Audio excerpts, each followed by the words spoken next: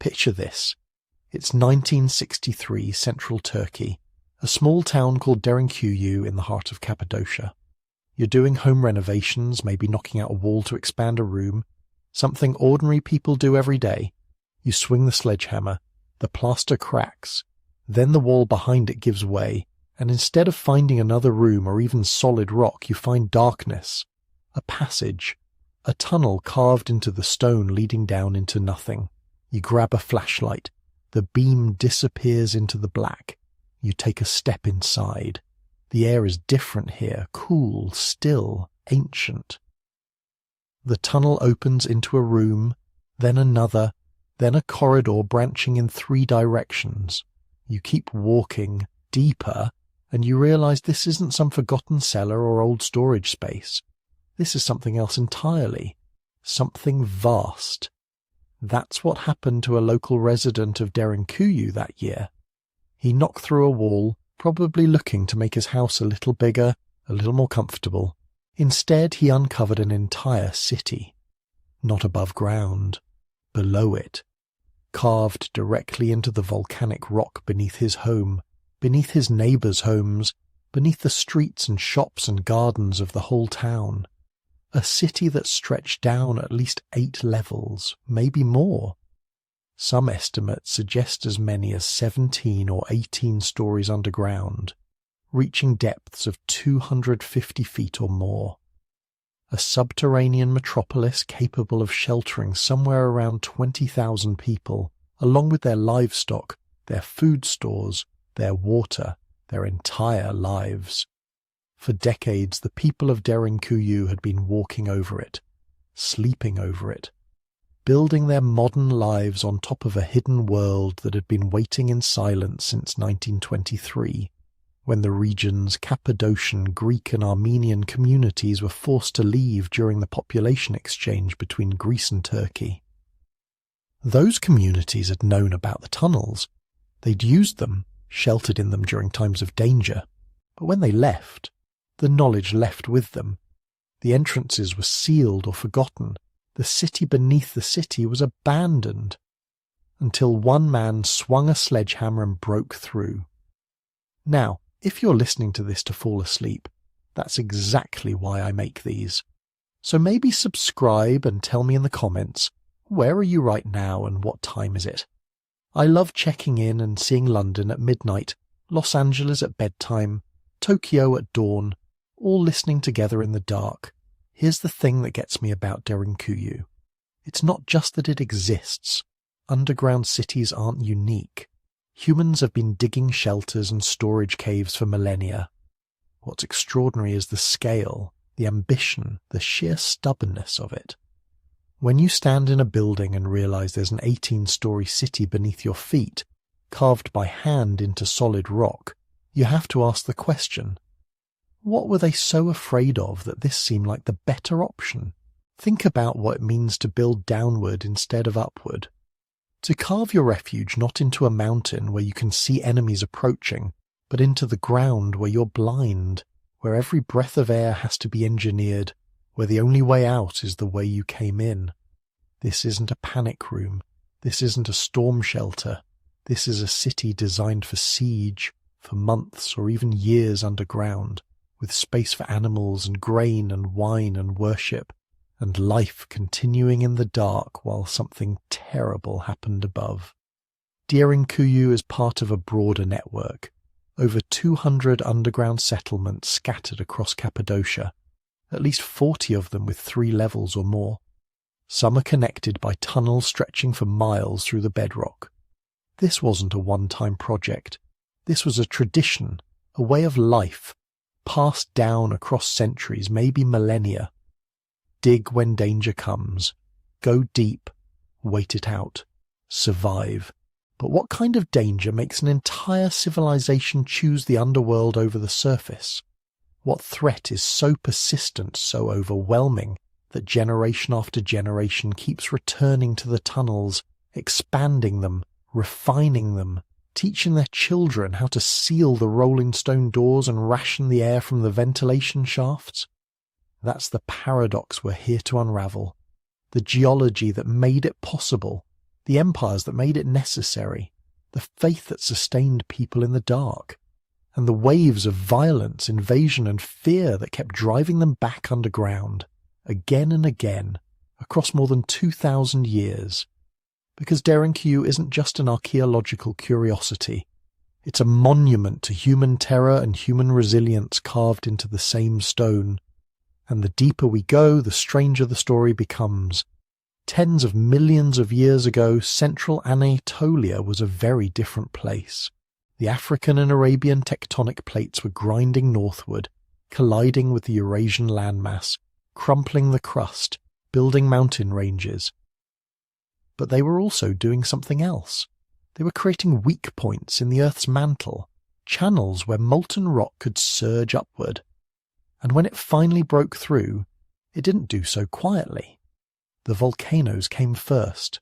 Erciyes, Hassan, Goluda, names that mean nothing to most people today, but mountains that once dominated the landscape of what would become Cappadocia.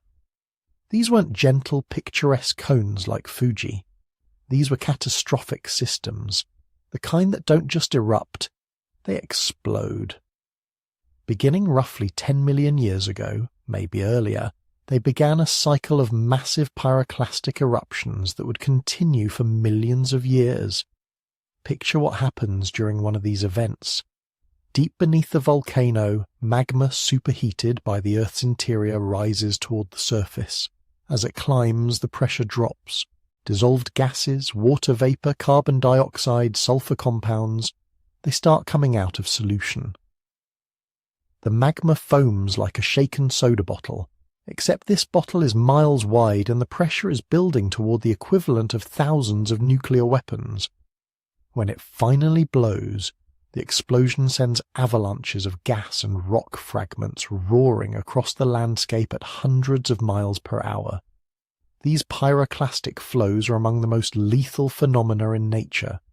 They incinerate everything in their path, bury valleys under hundreds of feet of ash and pumice, and blanket the surrounding region in a thick, suffocating layer of volcanic debris. In Cappadocia, this happened again and again. Not once in a human lifetime, but across geological time, eruptions separated by thousands or tens of thousands of years, each one adding another layer to the growing pile of volcanic material. Ash fell like snow, except it never melted. Pyroclastic flows swept across the plateau, filling every depression, smoothing every contour. Over time, the landscape became a geological layer cake, hundreds of meters thick in places, built from the compacted remains of ancient apocalypses. This is how tuff is born. The word itself comes from the Italian tuffo, describing the volcanic rocks around Naples and Rome, regions that share Cappadocia's violent geological history. Tuff isn't a single rock type, it's a family, defined by one shared characteristic. It forms from volcanic ash and fragments that fall to earth while still hot, then compact under their own weight, fusing together into solid stone. But tuff has properties that make it almost unique among building materials. It's porous, full of tiny air pockets left by gas bubbles in the original ash. This makes it light, much less dense than granite or limestone. It's also relatively soft when freshly exposed, soft enough that bronze or even stone tools can carve it with patience. Ancient builders didn't need industrial equipment to work tuff. They needed time, determination, and the knowledge that the stone would cooperate. Here's the paradox built into the rock itself. Tuff is soft enough to carve, but strong enough to stand. When you first cut into it, the interior stone is workable, almost cooperative. But expose that surface to air, and something changes. The rock begins to harden, a process called induration, as moisture evaporates and minerals recrystallize. Give it weeks, months, years, and the carved surfaces become remarkably durable. Spaces hollowed out 1,000 years ago can remain stable today, supporting the weight of the rock above without collapsing. The people who would eventually carve Derinkuyu didn't invent this knowledge. They inherited it, learned it from the landscape itself, because Cappadocia had been teaching humans about tuff for millennia before the first underground city was dug. Every cliff face, every natural cave, every wind-carved hollow showed what the stone could do. Soft enough to erode into strange shapes, strong enough to stand as pillars and towers for geological ages. And what shapes? If you've ever seen photographs of Cappadocia, you know the landscape looks like something from another planet. Fairy chimneys, they're called. Tall conical spires of tuff capped with harder rock, standing in forest that stretch for miles.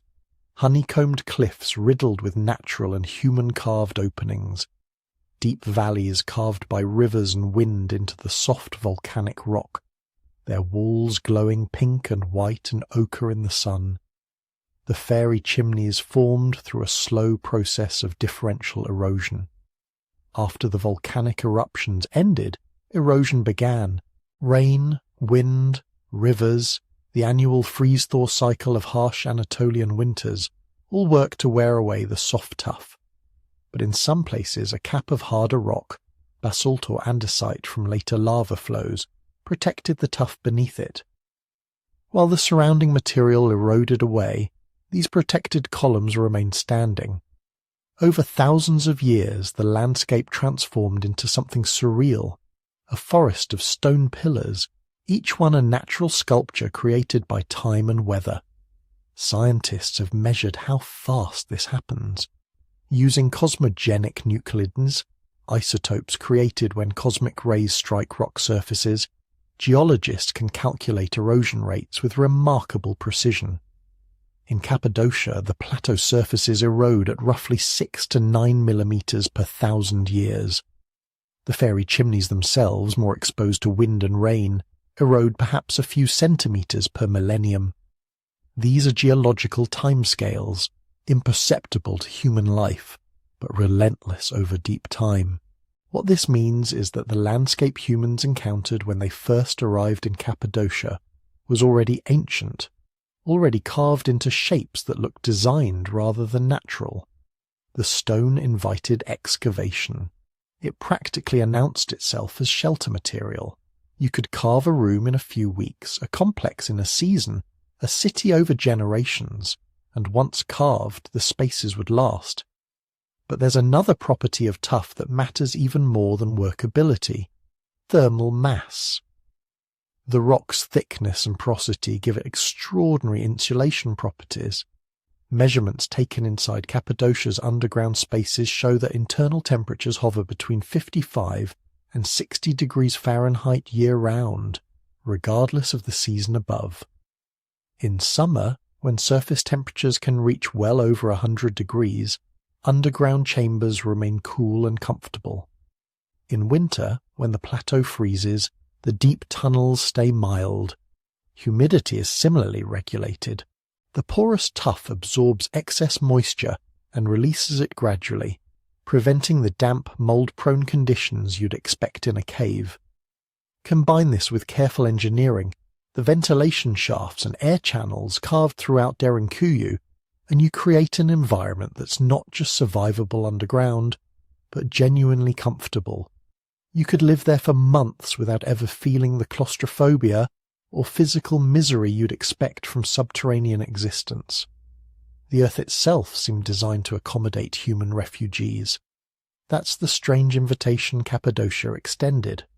Other regions have caves, other places have soft stone, but few combine workability, structural stability, and environmental regulation the way Cappadocian tuff does.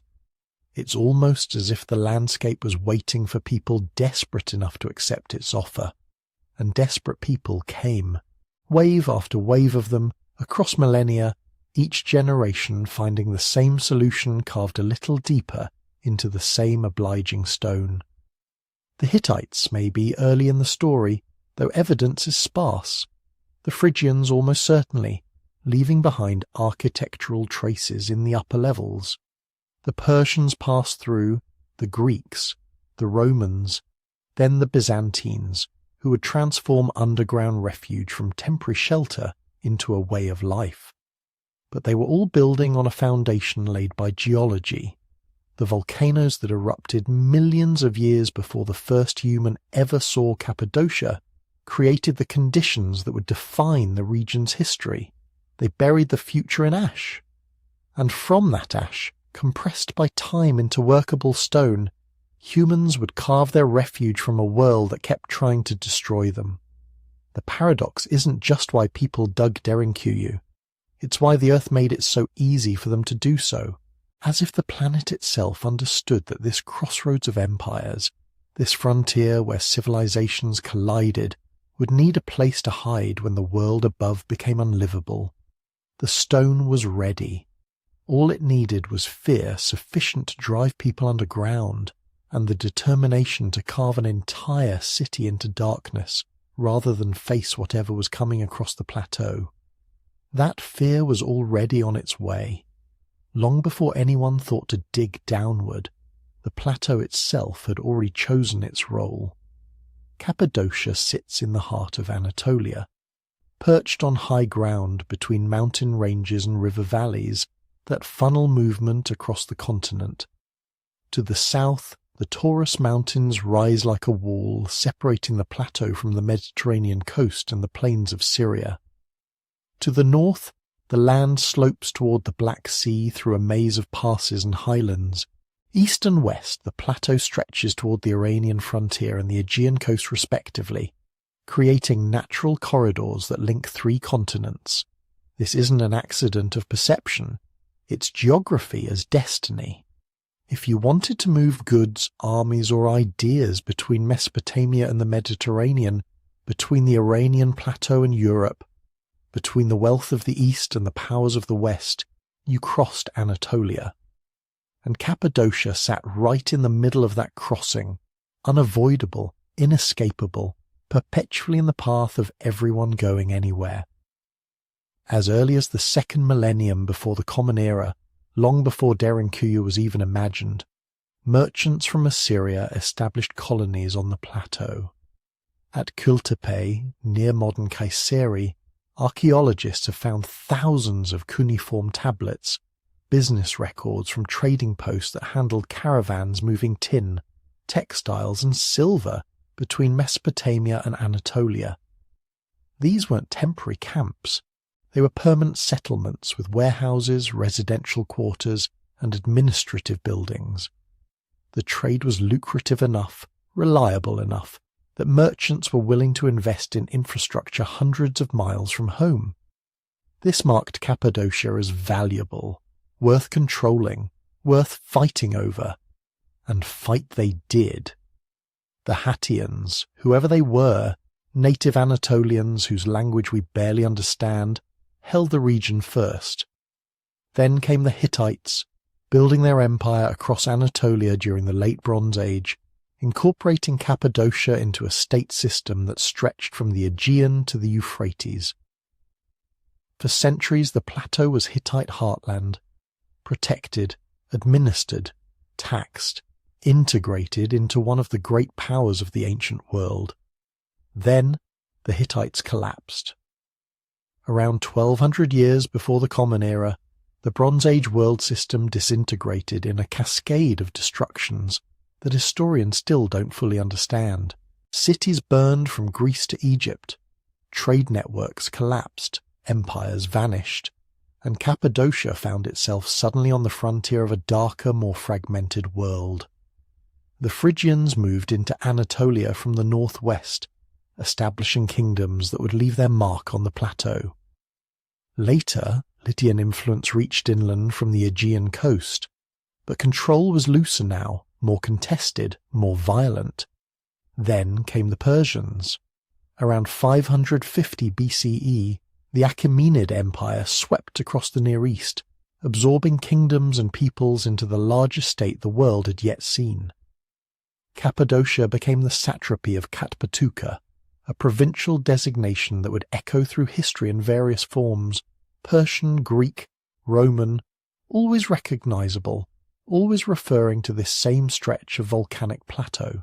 The Persians built roads, the famous royal road system that linked Susa and Persepolis to Sardis and the Aegean, with branches running through Cappadocia. Caravans moved along these routes under imperial protection, carrying tribute, trade goods, diplomatic correspondence, and armies when the empire required them. Being on the royal road meant prosperity. It also meant perpetual vulnerability. Every time the Persian king needed to move troops west to deal with Greek rebellions, those armies marched through Cappadocia. Every time a rebel satrap raised the standard of revolt, Cappadocia became a battleground or a supply base. You couldn't opt out of imperial politics when the empire's infrastructure ran through your fields. When Alexander the Great destroyed the Achaemenid Empire, Cappadocia briefly enjoyed independence under Hellenistic kings, local dynasties that emerged from the wreckage of Persian rule. For roughly 3 centuries, the kingdom of Cappadocia maintained a precarious autonomy, playing Rome against Pontus, Pontus against Armenia, surviving through diplomacy and tribute when survival through strength wasn't possible. But this independence was always conditional, always fragile. In 17 CE, Rome finally tired of client kings and incorporated Cappadocia directly as a province. The plateau was Roman now, administered from Caesarea, modern Kayseri, a city that would remain the region's dominant urban centre for the next 1,000 years. Roman rule brought infrastructure, roads, fortifications, markets. It also brought Rome's enemies. Every time Parthia and later Sasanian Persia launched campaigns against the eastern Roman provinces, Cappadocia sat on the invasion route. Armies from Ctesiphon marched west across the plateau. Roman legions marched east to meet them. The land between became a buffer zone, contested, raided, never quite safe even when officially at peace.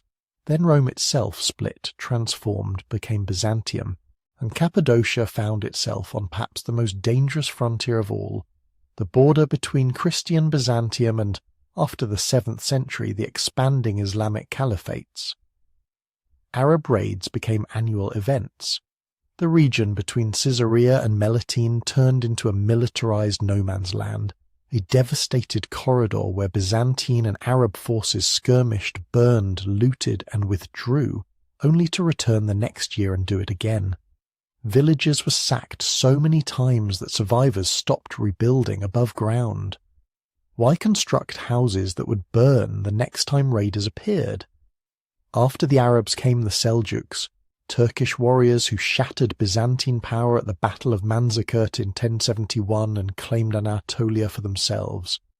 Then Mongol invasions from the east, waves of horse archers who destroyed armies and cities with methodical efficiency.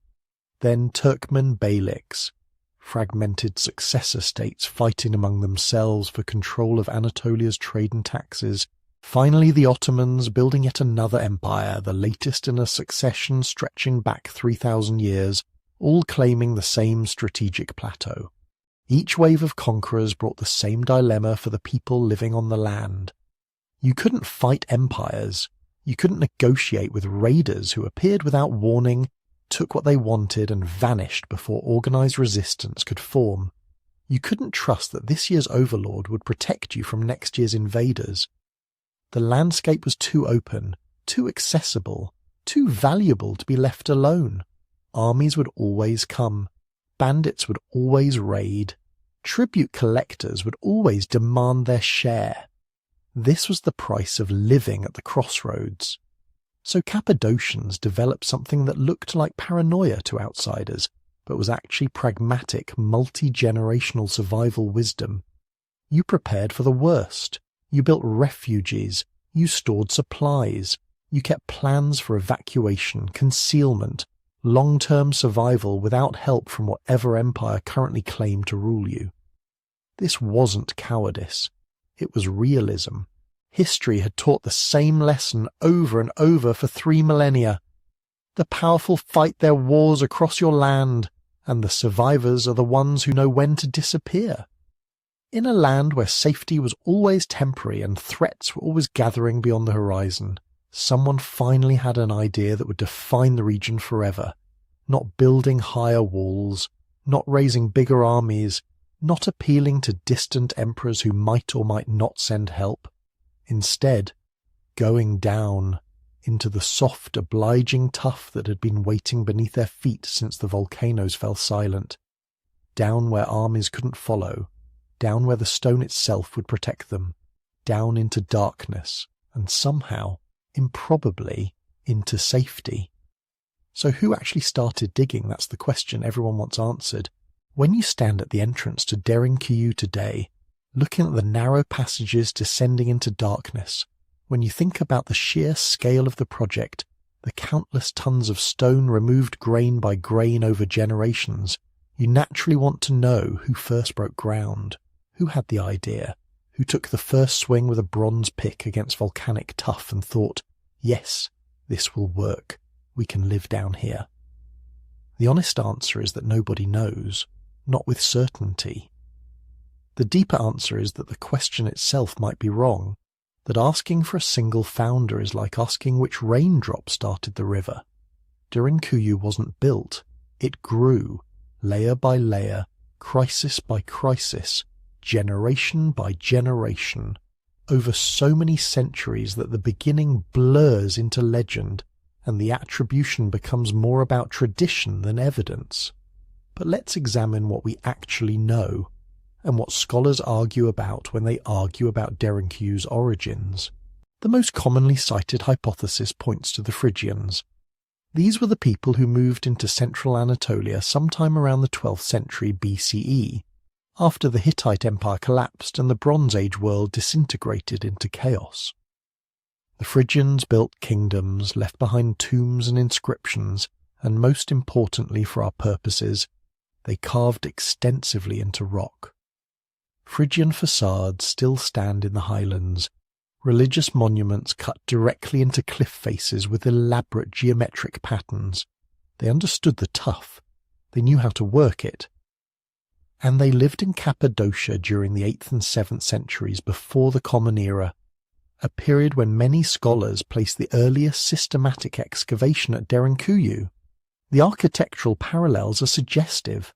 Phrygian rock-cut structures elsewhere in Anatolia show design principles, corridor layouts, ventilation strategies that echo what we see in Derinkuyu's upper levels. If you are going to bet on a founder culture based purely on circumstantial evidence, stylistic comparison, and regional presence during the right time period, the Phrygians would be the safest bet. That's why so many reference works confidently state that Derinkuyu was built by Phrygians in the 8th century BCE. It fits, it makes sense, it's probably even partly true, but probably isn't the same as certainly. And other scholars push the origins deeper into the past. Some argue that the very earliest chambers, simple storage spaces or small shelters carved into accessible tough outcrops could date back to the Hittite period itself. Late Bronze Age communities during the 14th or 13th centuries BCE, facing the same problems of invasion, instability, and resource protection that would plague the region for the next 3 millennia. Maybe they dug the first holes. Maybe what the Phrygians did was expand and systematize something that already existed in rudimentary form, transforming scattered refuges into a connected network. The evidence for this Hittite origin theory is thin. There's no securely dated Hittite material from Derinkuyu's oldest excavated areas. No pottery shards that can be definitively placed before 1200 BCE. No inscriptions in Hittite cuneiform carved into the walls. Just the logical argument that someone must have been using Cappadocia's soft stone for shelter during the chaotic collapse period, and if they were, those early efforts might be the forgotten foundation beneath everything else. Then there's the Persian-era hypothesis, which rests on one of the few ancient texts that might actually describe underground settlements in Cappadocia. Around 401 BCE, the Greek soldier and historian Xenophon passed through parts of Anatolia with the 10,000, that famous mercenary army trying to fight its way home after their employer's death in Mesopotamia. In his account of the journey, the Anabasis, Xenophon describes villages where the inhabitants had excavated their houses underground, with entrances like wells, but spacious below. He notes that these underground homes had rooms for people, livestock, and stored provisions, enough space for entire families to live comfortably beneath the surface. Local tradition connects this passage to Cappadocia's underground cities, and some researchers argue that at least the first two levels of Derinkuyu might date to this general period, the 5th or 4th centuries BCE. The timing works. The Achaemenid Persian Empire controlled the region then, and the plateau had seen enough warfare, enough instability, enough reason for communities to seek permanent refuge underground. Maybe what Xenophon saw was Derinkuyu in an early phase, already substantial enough to house families and animals, but not yet the vast labyrinth it would become. What's most likely is that all these theories are partially correct. Derinkuyu wasn't a single construction project. It was a multi-phase development spanning at least a millennium, possibly much longer. Maybe Hittite-era farmers dug the first storage chambers and seasonal shelters. Maybe Phrygians expanded those early excavations into the first true refuge levels during the 8th or 7th centuries. Maybe Persian-era communities added more rooms, deeper shafts, better ventilation systems, when Arab raids or Persian-Byzantine wars made permanent underground infrastructure necessary. And we know for certain that Byzantine Christians dramatically enlarged the complex between the 7th and 11th centuries CE, adding chapels, schools, communal spaces, and the sophisticated defensive features that make Derinkuyu so remarkable today.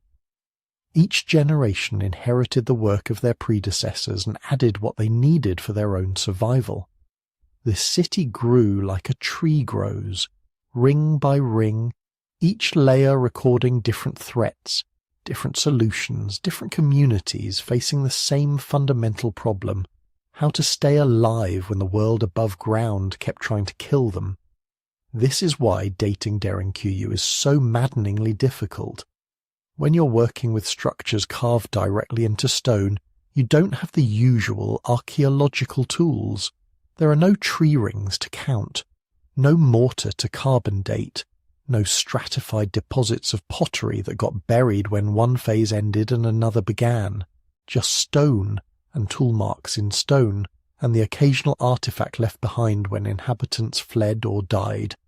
You can date those artifacts, but that only tells you when someone was using a particular chamber, not when it was first excavated. So the origins remain genuinely mysterious. Not mysterious in the conspiracy theory sense, where someone knows but won't tell us.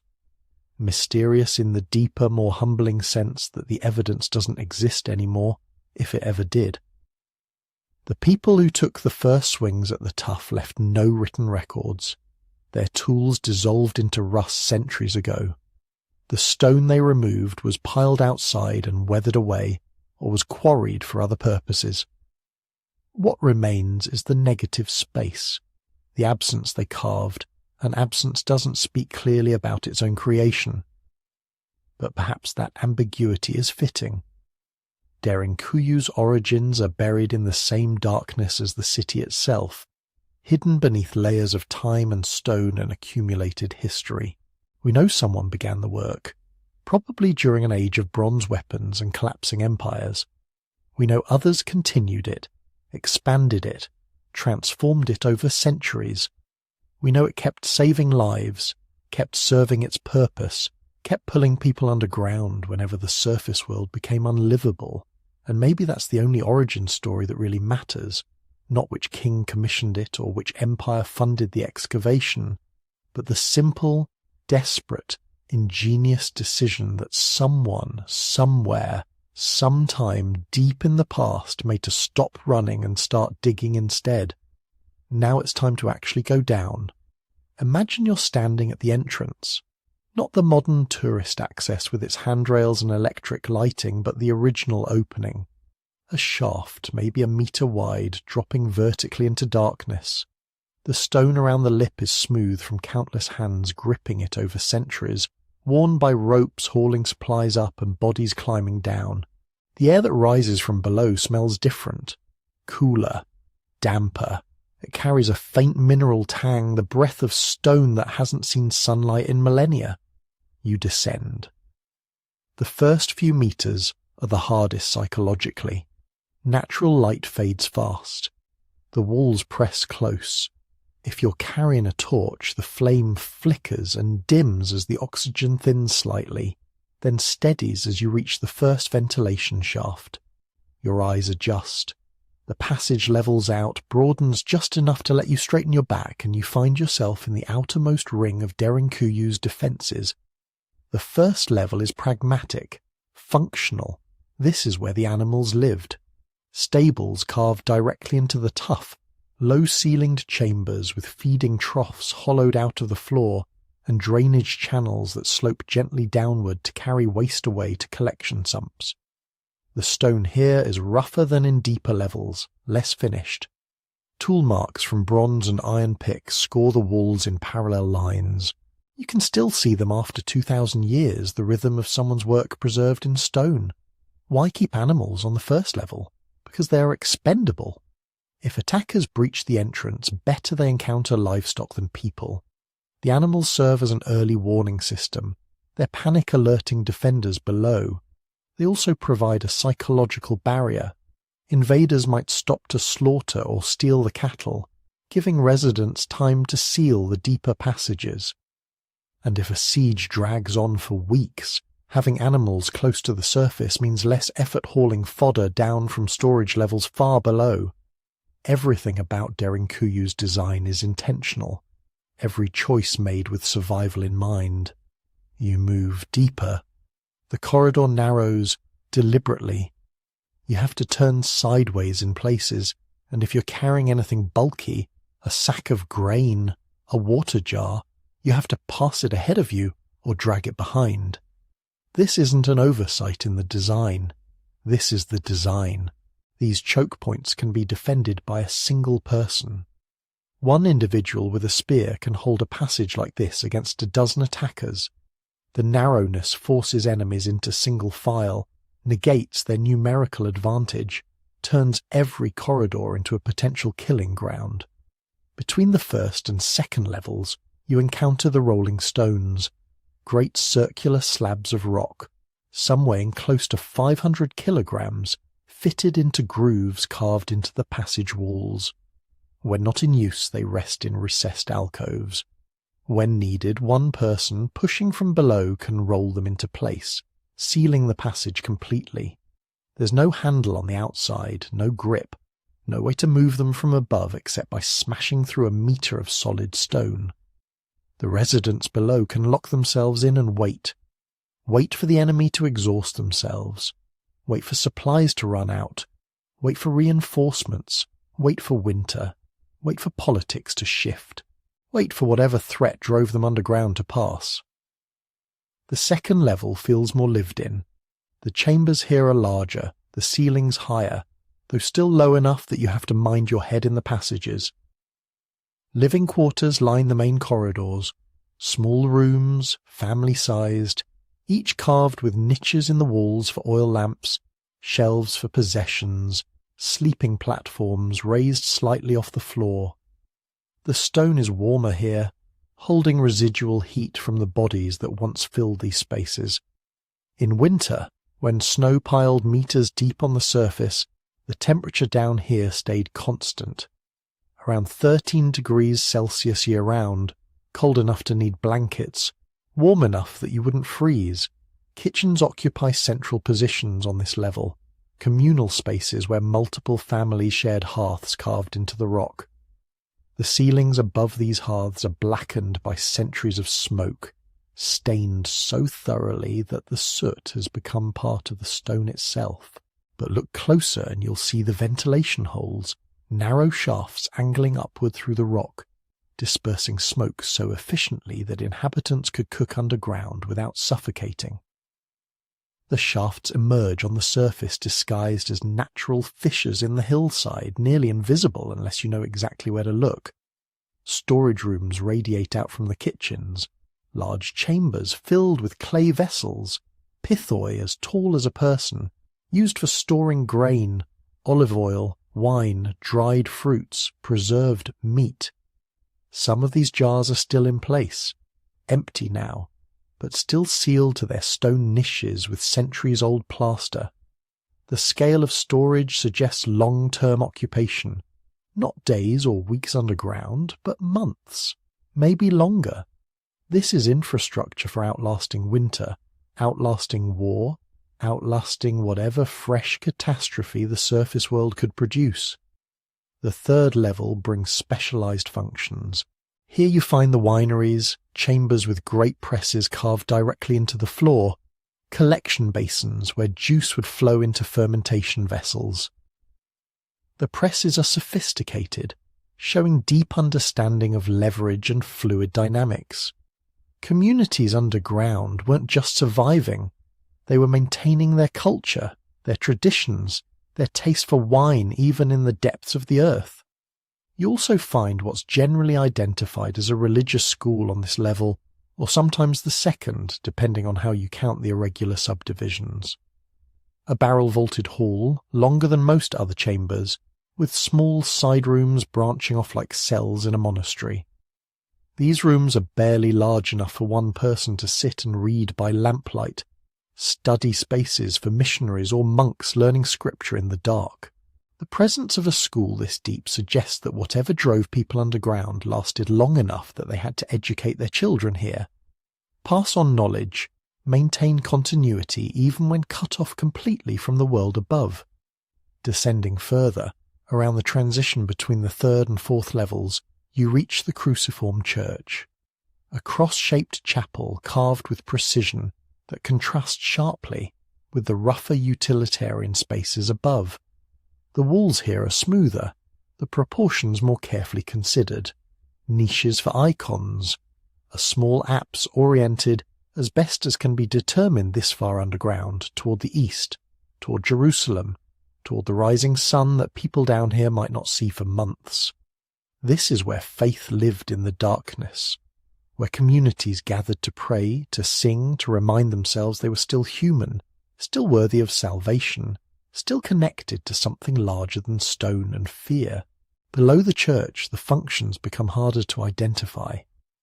The 5th, 6th, 7th levels where surveys have been conducted contain more storage, more living spaces, but also chambers whose purposes scholars still debate. Some rooms are too small for habitation, too large for storage. Meeting rooms, perhaps, armories, prisons, or simply spaces dug out and never finished, abandoned when the crisis passed and inhabitants could return to the surface. And beneath those levels, if the local estimates are accurate, lie as many as 10 more. Passages that haven't been fully explored. Chambers still filled with rubble. Shafts that descend beyond the reach of modern lighting. The official tourist route stops around 50 meters down, roughly 8 accessible levels. But the stories, the surveys, the measurements taken by engineers who've rappelled deeper suggest that Derinkuyu extends perhaps 85 meters into the earth. 18 levels total, maybe more, threading through everything. Binding all these levels together into a functioning city is the ventilation system. Over 50 major shafts have been mapped, with estimates of more than 15,000 smaller ducts branching and interconnecting like a stone nervous system. The main shaft is the masterpiece, 55 meters deep, carved with extraordinary precision from the surface straight down to the lowest inhabited levels. It functioned as both well and air chimney. Water collected at the bottom, drawn up in buckets to supply every level. Air circulated naturally through temperature differentials, warm exhalations rising, cool surface air descending, creating a slow, constant flow that kept thousands of people alive in what should have been a suffocating tomb. The engineering is so sophisticated that it verges on the uncanny. How did Bronze Age or Iron Age communities, working by lamplight with primitive tools, calculate airflow dynamics? How did they ensure ventilation shafts carved from different levels would actually meet in the middle of solid rock? How did they prevent the main well shaft from flooding the lower levels during spring thaws? We don't know. The techniques died with their creators. What remains is the result, this impossible city beneath the earth, still breathing after millennia, still ready to shelter anyone desperate enough to descend into its ancient dark. If Derinkuyu were only an engineering marvel, it would be impressive enough. But at some point all of this stops being architecture and becomes something else. It becomes a Tuesday, because as soon as the rolling stone slid into place and the last shaft cover was lowered on the surface, this maze of tunnels turned into home, not in an abstract poetic way, in the literal sense of where you cook, where you sleep, where your children learn to read, where your neighbour's baby cries at 3 a.m, and there is nowhere else for the sound to go. Picture one of those long underground stays, the kind that lasted not hours but weeks. Maybe raiders have been sighted on the plateau, maybe a warband is moving through the valley, maybe there are rumours of a tax collector with soldiers at his back. Whatever the trigger, word passes quickly along footpaths and churchyards and market stalls. We're going down. By the time the last families reach the entrance, the first fires have already been lit in the communal kitchens. The kitchens are the heartbeat of underground life. You can imagine the routine settling in almost immediately. At dawn, or what passes for dawn when the only clock you have is habit, someone stirs embers in a soot-blackened hearth, adds dried brush and a pinch of animal fat, coaxes flame to life. The ceiling above is as dark as a night sky, layers of smoke baked into the tuff until the rock itself has turned the colour of charcoal. But the room doesn't choke. The builders angled narrow shafts up and away, invisible flues that sip the smoke and exhale it into the open air, far above unsuspecting travellers. Around those fires, meals are an exercise in planning and restraint. You're not cooking today's catch from the river, or cutting fresh vegetables from a garden. You're measuring out scoops of grain from storage jars as tall as your chest. You're checking the level of oil, counting the sacks of dried figs, the amphorae of wine pressed in quieter months. Scholars think Derinkuyu could shelter thousands of people. Some estimates reach as high as 20,000 plus their animals. Feeding a crowd like that underground is less like a family dinner and more like running a mobile logistics operation. So there is structure. There has to be. Someone decides which jars can be opened and which must wait.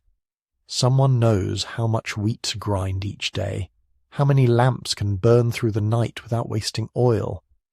In modern terms, we might call them quartermasters, or elders, or simply the people everyone else knows better than to argue with when the doors are locked. While food, oil and wine come from sealed stone rooms, water is different. Water is alive, moving. The great central shaft that once felt like an abstract engineering feat now becomes a lifeline. Buckets rise and fall continuously, hauled by hand or with simple pulleys, drawing cool, mineral-rich water from tens of meters below. Stories say that if enemies ever took control of the surface, the opening at the top of the shaft could be blocked, or at least monitored, so that poison or debris dropped in would never reach the lowest, most protected layers. Whether every detail of that tradition is accurate or not, the intent is clear. Water was to remain theirs, even when the world above belonged to someone else, and then there is everything the water cannot wash away. Waste.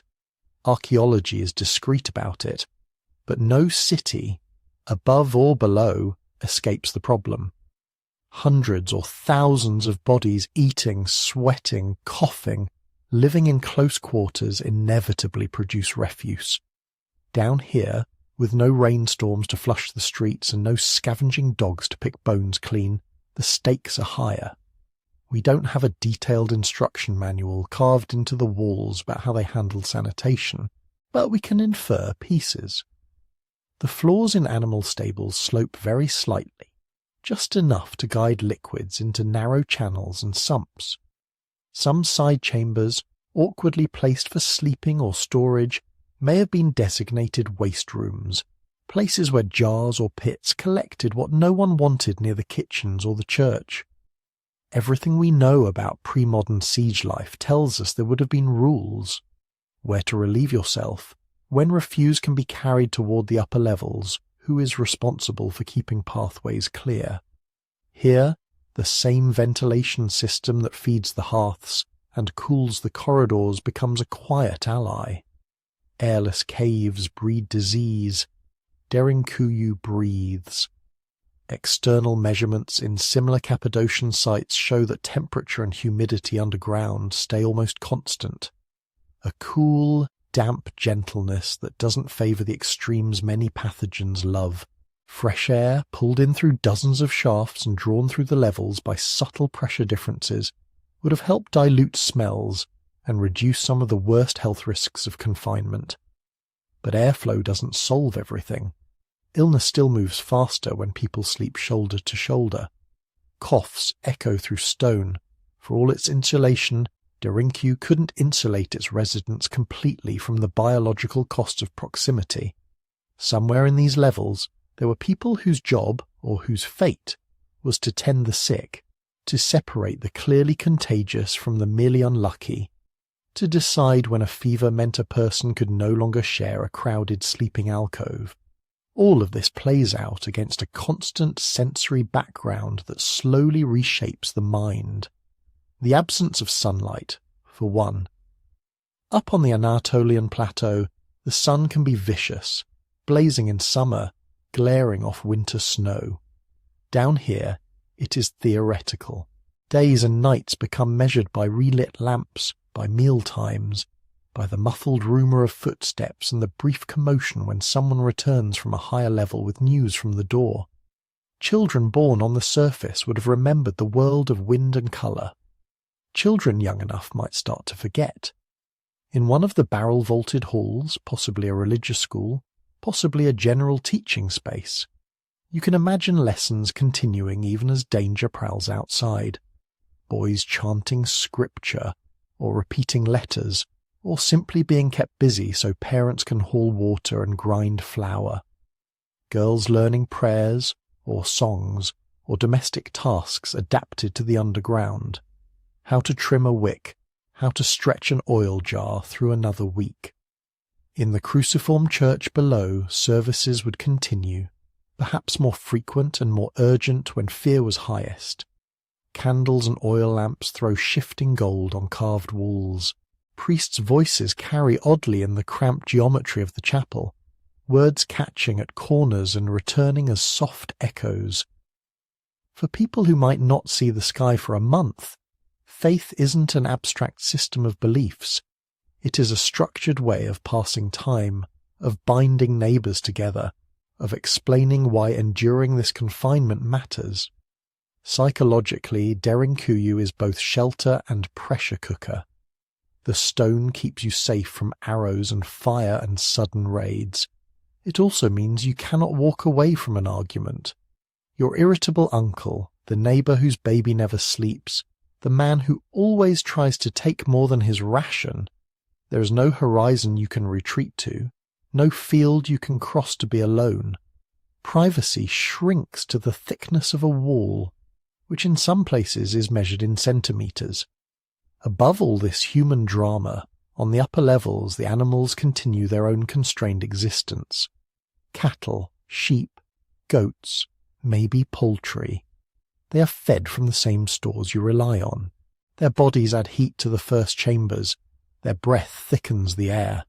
The planners of Derinkuyu place them here intentionally, close enough to protect, close enough to slaughter if the siege stretches longer than anyone hoped, but high enough that their noise and smell can vent upwards, toward the open exits rather than sinking into the deeper living quarters. If you stand mentally at the midpoint of the city, between the stables and the chapels, between the well and the outer doors, you can feel the invisible architecture of social order. Lines of responsibility run through these tunnels as clearly as the air shafts do. Someone assigns which families get which alcoves. Someone decides when the animals are butchered and how the meat is distributed. Someone keeps track of whose sons are standing watch in which corridor, whose daughters are assisting in the kitchens, who's allowed where and when. We don't know what titles those people carried. Elders, priests, local notables. Perhaps there was a council that only truly came into its own when the stone doors rolled shut. What we can say is that an underground city is never just a physical refuge. It is a political machine, a social contract written not on parchment, but in daily routines. Light the lamps at an agreed hour, share the water, keep the waste moving upward and the news flowing downward. Pray together, eat in turn, endure. Outside, empires rise and fall, wars start and end, flags change on distant citadels. Inside, life in the dark settles into its own deep rhythm, as steady and contained as the cool air in the tunnels, and yet Derinkuyu was never meant to be permanent exile. These people did not carve 18 floors into the earth because they wanted to forget the sky. They wanted to survive long enough to see it again, which is why, eventually, the same hands that once sealed the rolling stones would push them back, just a little, to listen for silence on the other side. Sometimes, when the listening stops, the quiet that comes back isn't peace, it's hooves. Imagine you're in Cappadocia in the 7th century.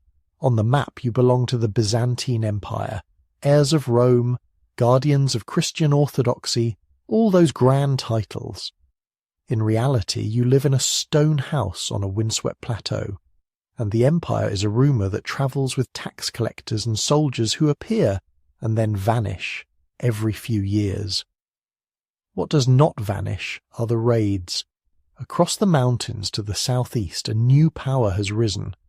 The early Islamic caliphates push north and west, and the frontier between worlds runs somewhere through these volcanic hills. It is not a neat frontier. It slides back and forth with every campaign, every treaty, every rumour of weakness in Constantinople. Out here, you don't see most of that. What you see are the summer raids, Arab cavalry moving fast. They are not here to build cities or hold ground. They are here for what frontier war rewards: plunder, captives, grain, animals, anything that can ride back with them when the season turns. They know the empire is slow to respond, that its armies are tied up defending passes and fortresses far away. They ride in, they hit hard, and they leave before anyone organised can catch them. If you are a strategist sitting in a palace, this is a problem of logistics and defence lines. If you are a farmer in Cappadocia, it is a problem of minutes. How fast can you disappear? Above ground, most defences are visible, and what is visible can be burned or taken. A stone church can be looted, a hilltop watchtower can be stormed. Even a walled town, unless it is very strong, can be surrounded, its gates tested, its fields torched. But Derinkuyu, and dozens of places like it, offer a different answer. They don't try to look strong. They try not to look like anything at all. By the time the hooves are close, the lesson from generations of raids is clear. You do not stand in the doorway with a spear and hope. You carry what you can and you go down.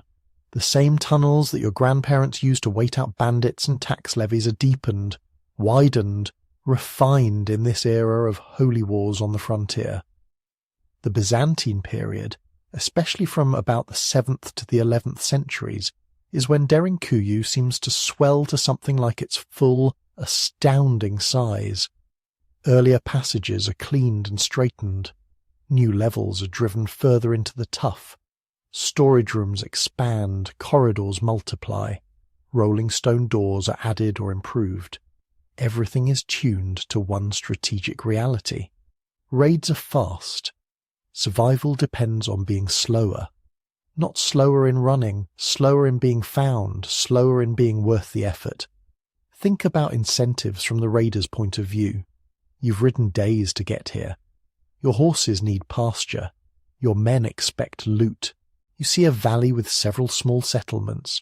One has smoke from its chimneys, carts in the road, animals in the fields. The other looks oddly still. A few low stone structures, no movement, maybe a closed church, maybe a well. If you pound on the doors and no one answers, how long do you spend investigating? Hours? A day? 2? Every day you linger is another day for Byzantine scouts to spot your column and warn a garrison. There are easier villages just over the ridge, with granaries you can break open and people who haven't carved themselves into the earth. This is the quiet calculation that underlies Derinkuyu's expansion. A surface that looks poor and empty, an underworld that is anything but. The Byzantines, for all their theological disputes and palace intrigues, were practical about this. Cappadocia becomes not just a frontier, but a reservoir of hidden Christians, communities that can vanish below the surface when the dust of distant armies appears. Derinkuyu turns from a refuge of last resort into a deliberately maintained system. You keep stores topped up because you know you'll need them. You repair tunnels and doors not for some hypothetical future war, but for the summer after next. And as more people rely on the underground city, it changes. It becomes more visibly Christian. Walk in your mind down from the stables and the kitchens, deeper into the Byzantine levels. The rougher, older rooms, maybe Phrygian, maybe Roman in their origin, give way to spaces shaped by a different set of priorities. Faith, as much as fear, carves these chambers. You find a church cut in the shape of a cross, not a grand basilica with domes and mosaics, but a modest cruciform chapel, arms and nave hewn straight from the rock. At the eastern end, a small apse is carved, a half-dome in miniature, where an altar once stood. The walls may have been plastered and painted once, faint traces of pigment clinging where moisture and time have not erased them entirely. Simple crosses scratched or incised into the tuff turn the bare stone into a proclamation. This is a Christian space, even if no one on the surface can see it. Nearby there's a basin sunk into the floor. Some call it a baptismal font. Others suggest it was a cistern repurposed for ritual. Either way, water and rebirth, in the literal and theological sense, meet underground. To bring new members into the faith not just inside a cave, but inside an entire hidden world is a statement. We expect to be hunted, and yet we intend to endure. Farther along the level, there's that long barrel-vaulted room often interpreted as a religious school. In the Byzantine expansion, this makes perfect sense. This is an era when disputes over doctrine can unsettle an entire province, when councils and creeds matter, when literacy among clergy is crucial. Teaching scripture, copying texts, training young clerics, or simply catechizing children, all of this could happen here, even when raiders patrol the valley above. The empire's intellectual and spiritual life retreating into the earth, waiting for the danger to pass. And not far from worship and instruction, you encounter the dead. In the soft rock near some chapels, neat niches are cut, just large enough for a body. Sometimes there are small chambers that appear to have been family tombs, where bones could be gathered after first burial and arranged with care. If Derinkuyu was a city for the living in crisis, parts of it were also a quiet repository of ancestors, an underground cemetery bound to the rhythms of liturgy echoing in the next room.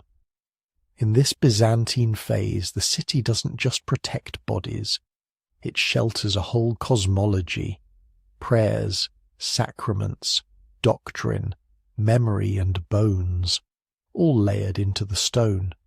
And Derinkuyu is not alone. Across the same band of tuff stretching between Nevşehir and Kayseri, hundreds of other settlements pockmark the landscape.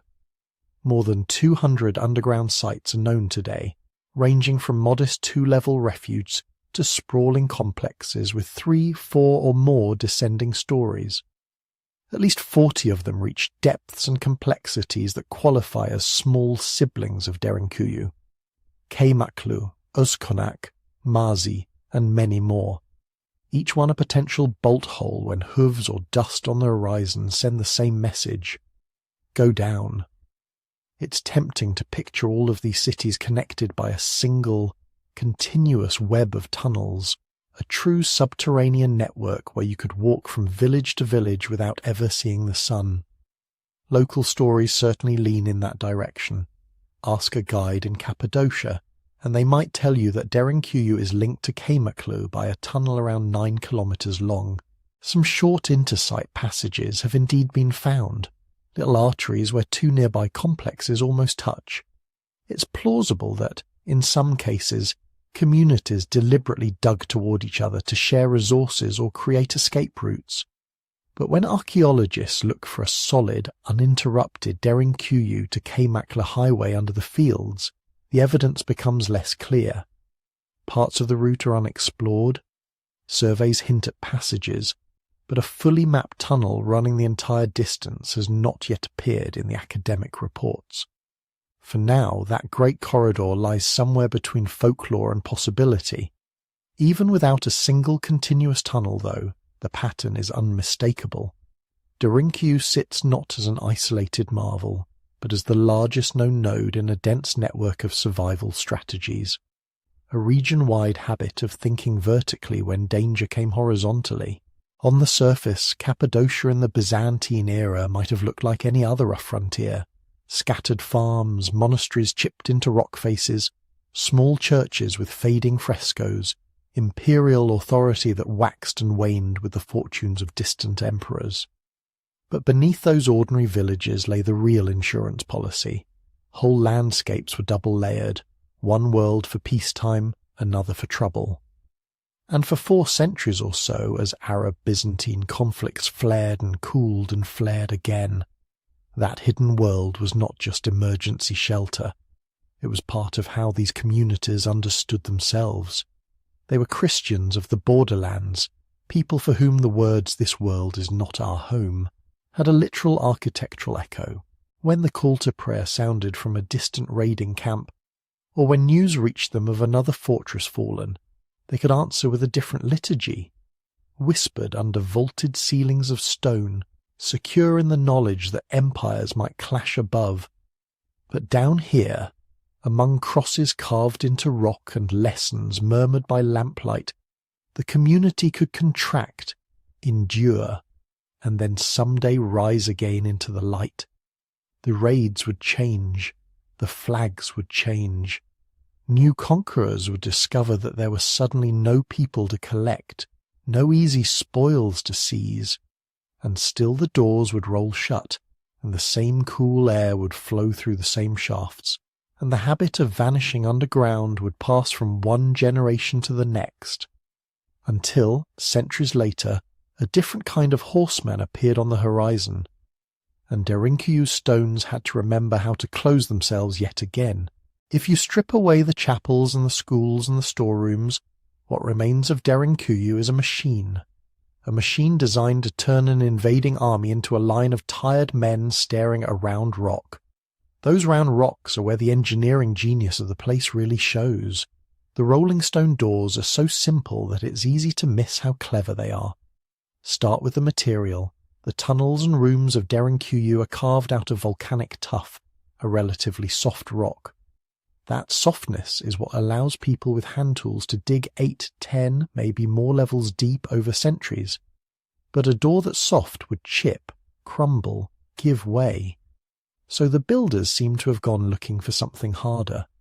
Most accounts describe the big doors as carved not from the local tuff, but from denser, tougher stone, often compared to basalt or similar hard rock scattered through Cappadocia in old lava flows. Whether every single stone has been petrographically tested or not, the pattern fits the logic. Walls of soft stone for easy carving, doors of hard stone for staying power. Imagine the work involved. You find a suitable boulder. You rough it into a disc, something like a giant millstone. Many of the surviving examples are around 1 meter to 1.5 meters across, and perhaps 15 or 20 centimeters thick. They might weigh 3, 4, even 500 kilos, a half-ton of stubborn geology that no raiding party is going to shoulder aside. Then you don't just plop this disc in a doorway, you design the doorway around it. At key junctions, the tunnel widens on one side into a shallow niche, like a pocket in the wall. The floor and ceiling are cut with slight grooves.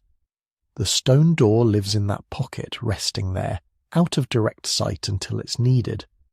When danger comes, a few people on the safe side can lever it out of its recess and roll it along the grooves into place. The weight that makes it impossible for attackers to move from outside makes it satisfyingly final when it thuds into the carved stop. From the attacker's point of view, there is no handle, no hinge, no keyhole, just a seamless circle of rock pressed tight into the tuff around it. And in the middle of that circle, usually a hole. That central hole has generated all kinds of speculation. It might have been a peephole or a speaking hole, a way to look and listen without opening the door. It might also have been practical, a socket for a wooden bar or metal lever, used by defenders to help shift the stone from its recess. If someone on the far side tries to jab a spear through, they're presenting the tip of their weapon into a tiny predictable target. A defender can meet wood or iron with another lever, snap it, or simply wait. The key detail is behavioural, not just physical. These doors are designed to be locked from one side only. From the inside you have leverage points, cutouts, little handholds. From the outside you have none. Your numerical advantage, dozens of raiders, maybe hundreds, means nothing if only one person at a time can press against a circular wall. Which brings us to the corridors. Derinkuyu's builders understood something that later castle architects would rediscover. You don't just block an enemy, you funnel them. Passages leading toward the deeper levels are often deliberately narrow, sometimes low enough that a tall man has to stoop. They bend at odd angles. They turn just before a doorway or a downward stair. An armed group moving through them is forced into single file, or at best a cramped double line, shields awkward, weapons catching on the walls. If you have to walk bent over, your balance is bad. Your field of view is bad. You can't swing a sword freely. You can't bring 10 men to bear at the same time on one defender. You can't even see what's around the next blind corner. But the people who live here can. They know every bend, every dip in the floor. They know which turns bring you face to face with a stone door, and which ones pass under small ceiling vents or side slits where a defender can thrust downward or drop stones, boiling water, burning oil, whatever the technology and the period allow. The whole thing becomes a series of engineered choke points. Each corridor is a little equation. How many men can pass in 30 seconds? How fast can they swing? How many can stand shoulder to shoulder? The answers are all the same. Not many, not fast, not enough. And if one choke point fails, you fall back to the next. Derinkuyu isn't a single door. It's a system of doors. The city is laced with these circular stones at major nodes, where levels change, where main galleries narrow, where side tunnels branch. Each level can be isolated from the next. If the upper stables are breached, you roll a stone and retreat. If a raiding party does manage to force its way past the first or second barrier, perhaps through betrayal, perhaps through sheer time and persistence, the inhabitants can withdraw deeper still, sealing each level behind them like a ship closing watertight bulkheads. This is defence in depth, centuries before that phrase was coined. A modular city that can shrink itself under pressure. In quiet years, you live in the upper stories, close to the surface, stables and workshops within easy reach of the fields. When trouble comes, you shed those layers like a snakeskin and become a smaller, tighter organism, pulsing in the safe core. Of course, none of this works without air. The real lifeline of Derinkuyu is invisible unless you look for it. A forest of shafts rising through the rock to the surface. Estimates vary, but accounts commonly speak of dozens of major ventilation channels, plus many smaller ones. One central shaft, around 55 metres deep, doubles as a well, giving the underground city its own water supply independent of what's happening on the fields above. But every opening is also a risk. If enemies suspect that people are hiding below, they don't need to batter down stone doors. They can pour smoke into a shaft, or poison, or simply dump refuse and carcasses to foul the air and water. The builders of Derinkuyu seem to have anticipated this. Some shafts do not open as obvious wells in the middle of town. They emerge discreetly in courtyards, in houses, in places where a casual raider might not notice them at all. Others appear to have been accessible only from within the city, not from the surface, at least in certain periods, a way to guarantee that no one could walk up and toss something deadly down the hole. There is also evidence in both Derinkuyu and its neighbouring cities that some shafts could be choked or sealed from below, blocking airflow from a compromised opening while leaving other, safer channels active. It's a cruel choice, less air for more security, but it matches the entire philosophy of the place. You're always trading comfort for survivability, convenience for control. Seen with modern eyes, this all feels eerily familiar. Medieval castles built centuries after Derinkuyu's earliest phases follow similar principles. Concentric rings of walls, gatehouses that force attackers into narrow passageways under arrow slits, courtyards designed as kill zones, internal wells protected by the deepest keep. Derinkuyu is working from the same playbook, but it flips the drawing upside down.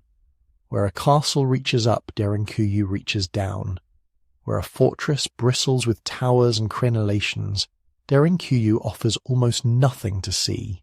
The outer wall is not a ring of masonry. It is the earth itself. 10, 20, 30 metres of rock and soil above your head do the work that stone battlements would do on a hill. The controlled gate of a castle becomes a controlled stair in Derinkuyu, an entrance hidden under a house floor, or disguised as a cellar, or tucked into the wall of a courtyard. The bailey becomes the upper levels, stables, stores, spaces you can afford to lose.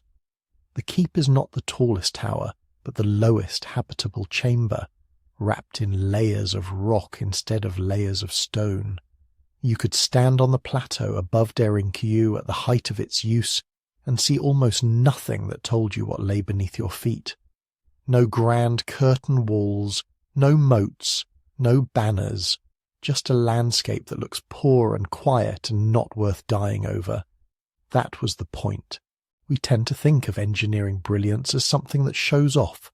Cathedrals reaching into the sky, aqueducts striding across valleys, walls marching over mountains. Derinkuyu hides its genius. Its greatest achievements are cramped corridors and invisible shafts, doors that disappear into the dark, systems that are most successful when they convince an enemy to give up and ride away. In a world where power is usually expressed by building higher and brighter, the people of Cappadocia perfected the opposite art, building down and vanishing.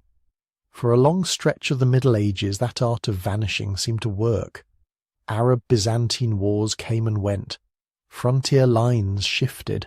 Emperors rose, lost battles, signed treaties. On the surface, Cappadocia changed hands more than once. Below, Derinkuyu and its neighbours waited in the dark, used when needed, then left to the silence.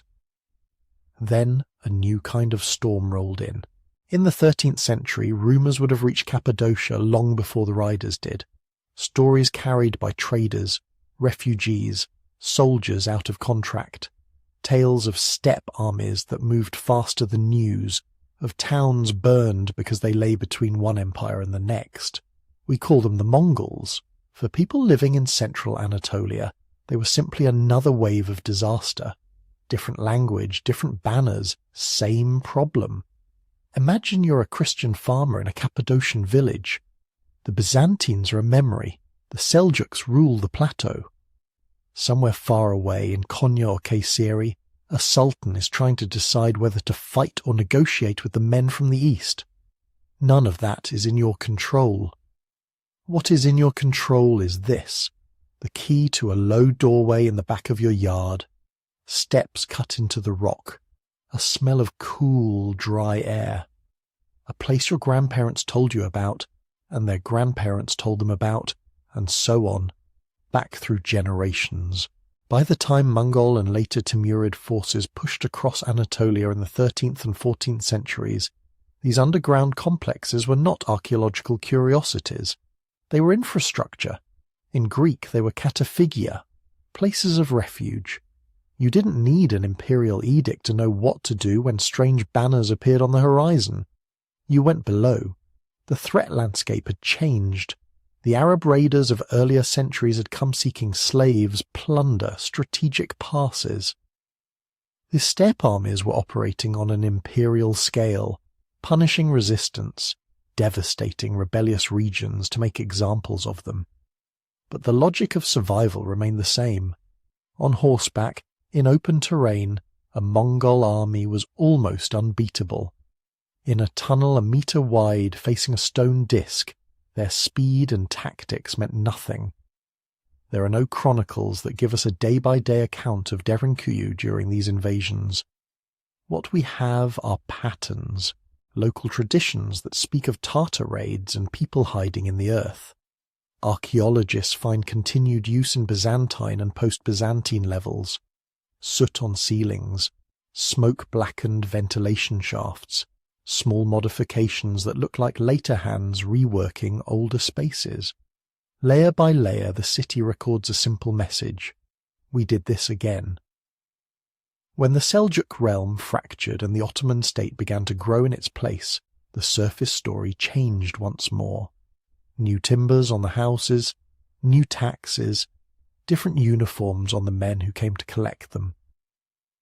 But under Ottoman rule, especially in the early centuries when authority was patchy and local power brokers mattered more than distant sultans, life in Cappadocia could still turn dangerous very quickly.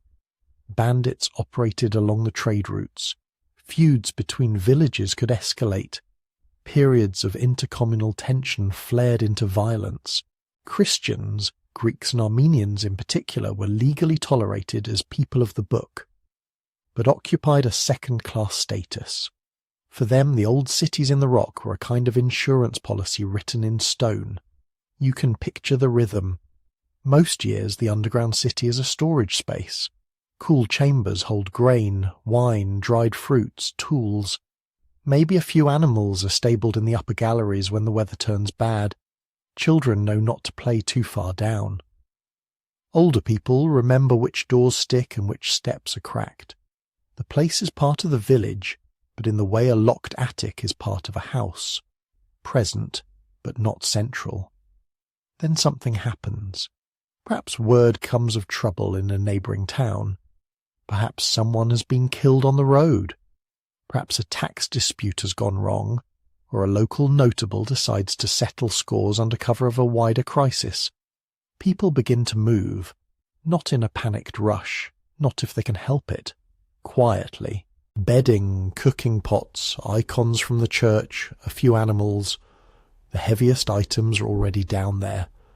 The architecture remembers its purpose.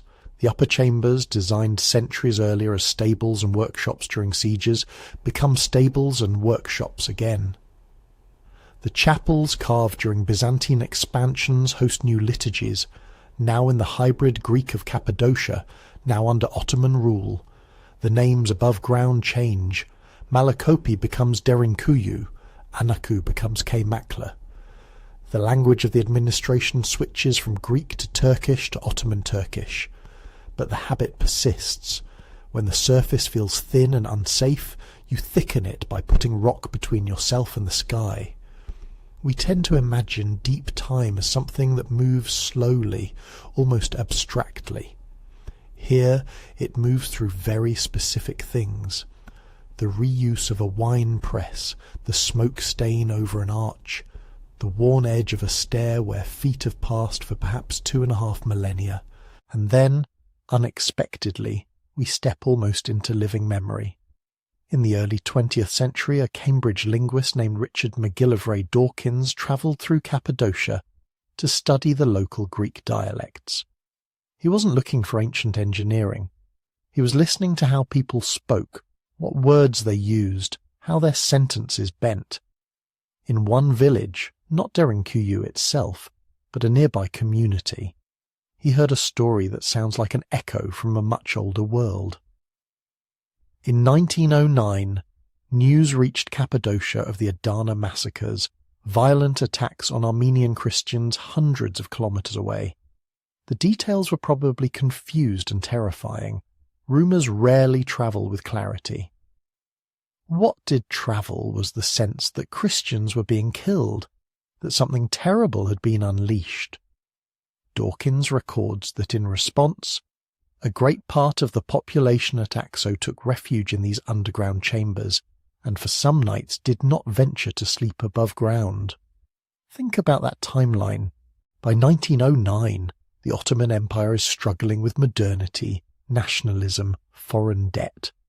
Railways are cutting across Anatolia, telegraph lines are humming, cities like Istanbul and Smyrna are full of newspapers, cafes, electric lights. And in the volcanic heart of Cappadocia, when rumours of massacre arrived, people picked up lamps and blankets and went down stone stairs their ancestors had used in the days of iconoclast emperors and Arab raiders. They knew exactly where to go. They understood every feature, the stone doors, the air shafts, the logic of which families slept in which chamber. Nobody had to explain the concept of an underground refuge. The architecture was intuitive because it had been embedded in their culture for centuries. The last act comes quickly after that. In the 1910s and early 1920s, the Ottoman world imploded. Balkan Wars, the First World War, the Armenian Genocide, the Greco-Turkish War. Front lines flickered back and forth across Anatolia. In some areas, Christian communities again sought temporary safety in caves and underground complexes, but the machinery of modern state violence was harder to escape. In 1923, the Treaty of Lausanne formalized something unprecedented on this plateau, a compulsory population exchange between Greece and the new Republic of Turkey. Religion, not language, was the main criterion. Orthodox Christians in Anatolia, whether they spoke Turkish or Greek, were to be sent to Greece. Muslims in Greece were to be sent to Turkey. For the Cappadocian Greeks of Derinkuyu and the surrounding towns, this meant leaving not just their houses and fields, but their underground cities. You cannot put a multi-level rock-cut refuge on a cart. You can only walk away from it. With their departure, the living human link to Derinkuyu's defensive purpose was severed. Armenians had already been killed or driven out in earlier waves of violence. Now the remaining Christian communities were put on ships and trains. The underground cities, once communal tools of survival, became sealed basements in abandoned houses, then stories, then rumours. If the earliest phases of Derinkuyu really do stretch back into the Iron Age, then what we're looking at is perhaps 2,500, maybe even close to 2,800 years of intermittent use. Not continuous habitation, most of the time life was lived on the surface, but recurring episodes when different peoples, under different empires, pushed open the same hidden doors. Phrygian or Neo-Hittite farmers, Byzantine monks, Greek-speaking Christians under Arab raids, villagers under Seljuk Beys, Armenian craftsmen, Ottoman-era Cappadocian Greeks hearing about massacres on the telegraph line. All of them, at one time or another, made the same basic calculation. The surface has become lethal. We will disappear. What makes Derinkuyu so haunting is not just its scale. It's that every wave of users understood it immediately, no manual required. No inscription over the entrance saying, in case of invasion, go here. The layout itself teaches you what it is for. Narrow corridors, choke points, communal spaces, deep wells. You step inside and your body knows this is a place to survive something. The faces changed, the prayers changed, the enemies changed from cavalry to muskets to artillery, from raiders to modern armies and mobs. The fear changed shape. But the response stayed remarkably constant. When the sky was kind, Derinkuyu was storage. When the sky darkened, it became a city. If Derinkuyu were a one-off, a single strange experiment in living under the earth, it would already be extraordinary. But it wasn't. When you step back from that one town, and from that one vertical maze of tunnels and chambers, a different picture emerges. Not a solitary city curled up in the dark, but an entire landscape honeycombed with hiding places.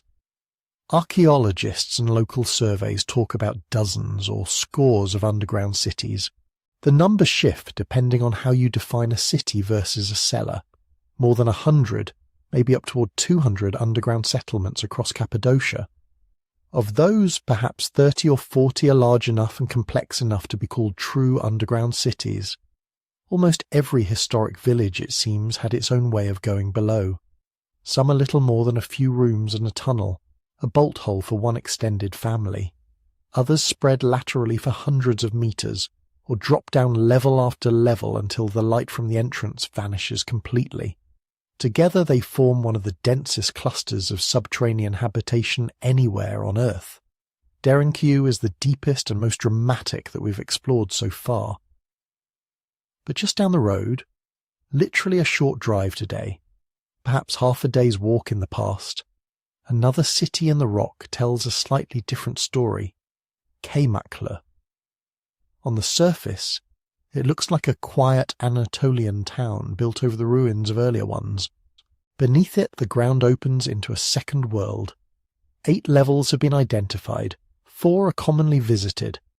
Where Derinkuyu feels like a vertical spear driven into the tuff, Kaymaklı spreads wider, hugging the bedrock in low, sprawling galleries. Its design hints at a different emphasis. Near the surface, as in Derinkuyu, you find stables and a church. The spaces you needed access to first, for animals and worship, when a siege might last weeks rather than months. But as you move inward and downward, Kaymaklı starts to read like a warehouse, a workshop, and a pantry combined. Storage rooms cluster around central ventilation shafts. Amphora niches line the walls. Archaeologists have identified wineries, pressing areas, kitchens, and what looks like an industrial zone. There's an enormous block of andesite, harder than the surrounding tuff, used to cold-form copper. You can imagine the ringing echo of hammer-on metal in that confined space. If Derinkuyu is an emergency ark, engineered for maximum defensibility and endurance, Kaymaklı feels more like a communal basement, a place optimized not just for hiding, but for maintaining a village's economic life while hidden. Grain, wine, tools, metalwork. You don't just wait there, you keep working. Popular accounts in Cappadocia like to imagine a long tunnel, several kilometers in length, linking Derinkuyu and Kaymaklı. Some sections of tunnel between nearby complexes have been found.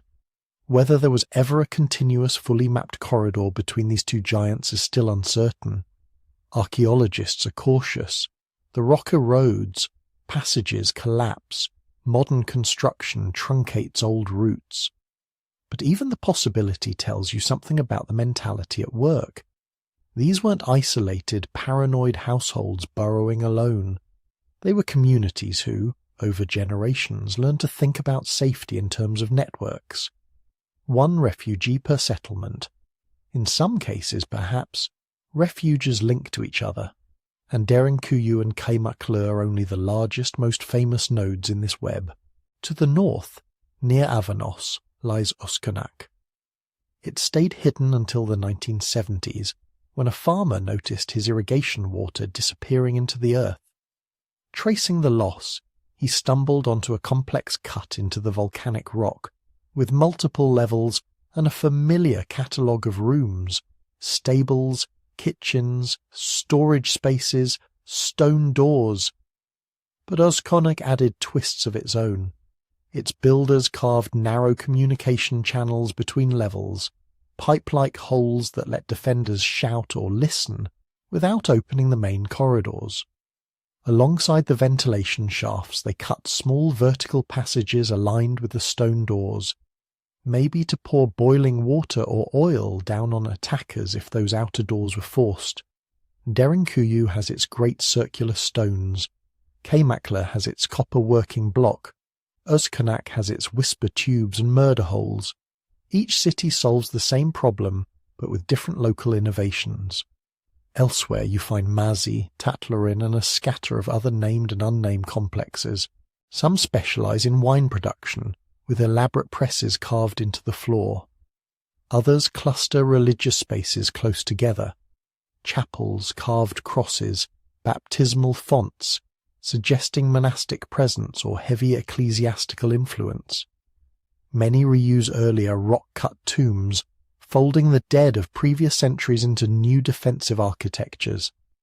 You start to realise that underground Cappadocia is not just a few tourist sites, it is an entire cultural layer.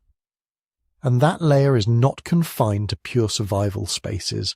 Drive or walk toward Göreme, and the same stone that swallowed whole villages for safety opens up in a different way. Here, the volcanic cliffs and fairy chimneys are riddled with churches, chapels and monasteries rather than deep vertical shafts.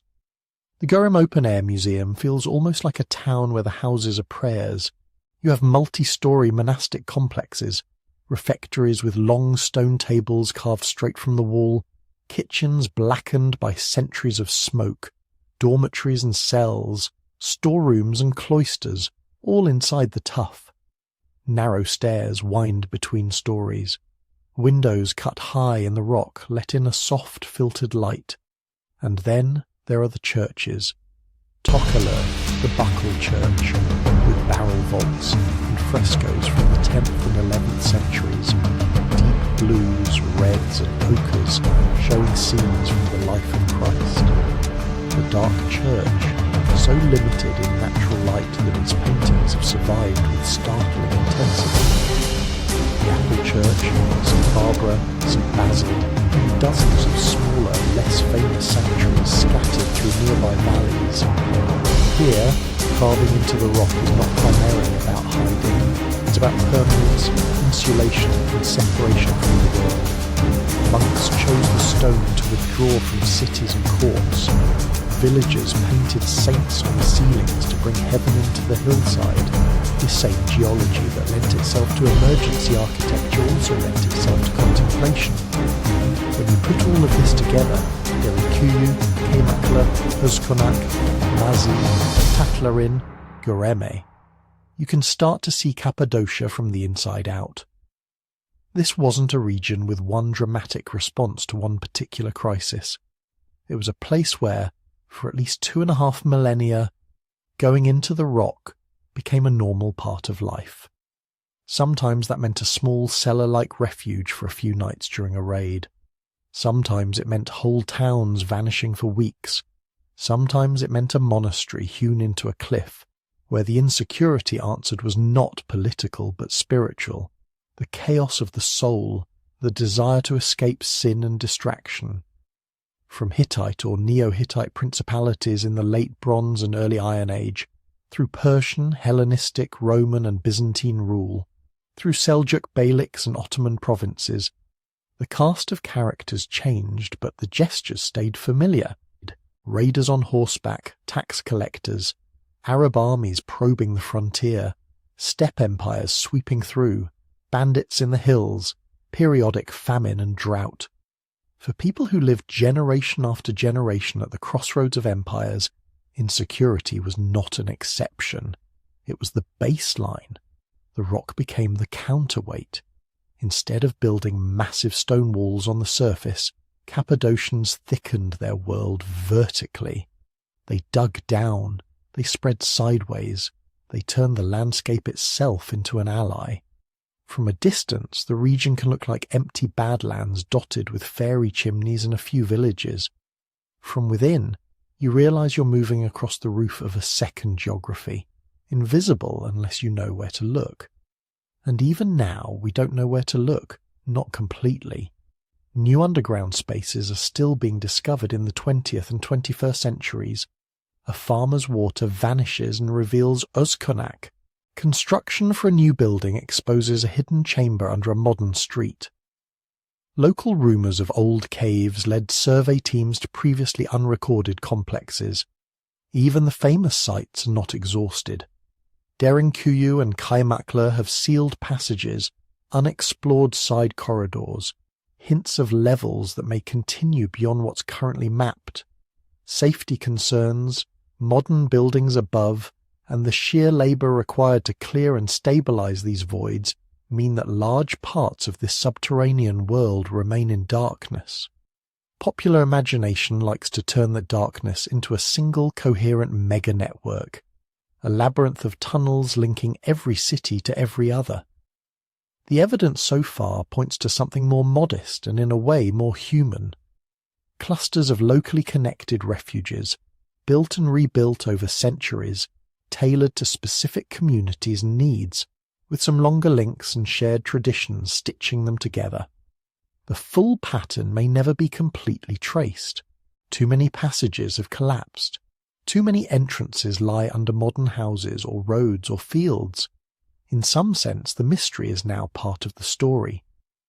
What we can say is that Derinkuyu was not alone.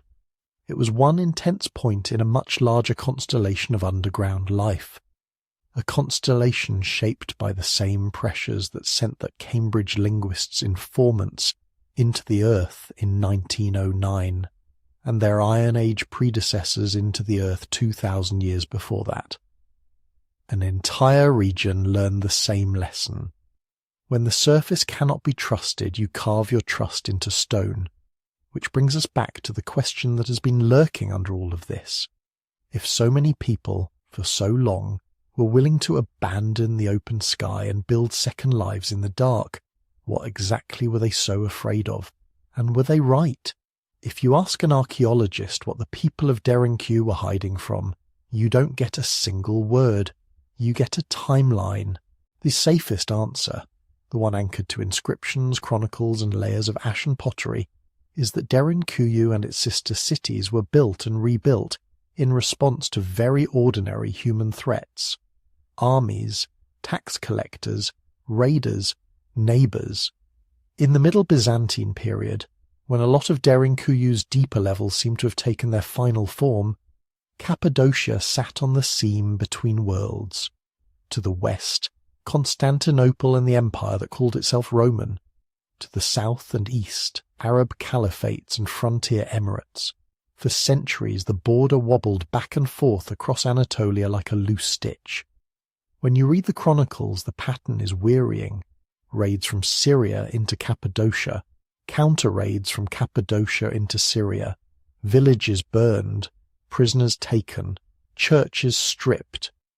In between those headline conflicts, you had bandits working the same roads that caravans used to carry silk, spices and tax revenues. Derinkuyu's architecture makes sense in that world. Narrow corridors designed so that only one or two people can pass at a time. Heavy stone doors that can be rolled shut from the inside. Levels that can be sealed independently, so that even if an enemy took the first or second floor, the people deeper down might still be safe. This isn't the logic of apocalypse, it's the logic of siege. You retreat with your family, your animals, your grain. You close the doors. You wait until the danger passes or moves on. A few days, a few weeks. Maybe, in the worst campaigns, a season. And Derinkuyu was used like this again and again, by Christian communities in the early Byzantine centuries, hiding from pagan raids and local conflicts. By Christians again in the 7th to 11th centuries, when Arab armies pushed north and west, probing the plateau. Later, when the Mongols surged into Anatolia in the 13th century, there are traditions of people vanishing underground as the horsemen approached, Even in the late Ottoman period and the early 20th century, during waves of ethnic violence and population transfers, Cappadocian Greeks and Armenians remembered and reused some of these spaces, not continuously, not as permanent cities, but as a recurring option. When in doubt, go below. If you stop there, the fear behind Derinkuyu is familiar. It's the same fear that builds fortified walls, watchtowers and castles on hills. The difference is just direction. Elsewhere, people built up. Here, they learn to build down. But there are other layers to the story. Some researchers point out that Cappadocia is not only a crossroads of empires, but a region living close to the edge of environmental comfort. Summers can be hot and dry. Winters can be hard.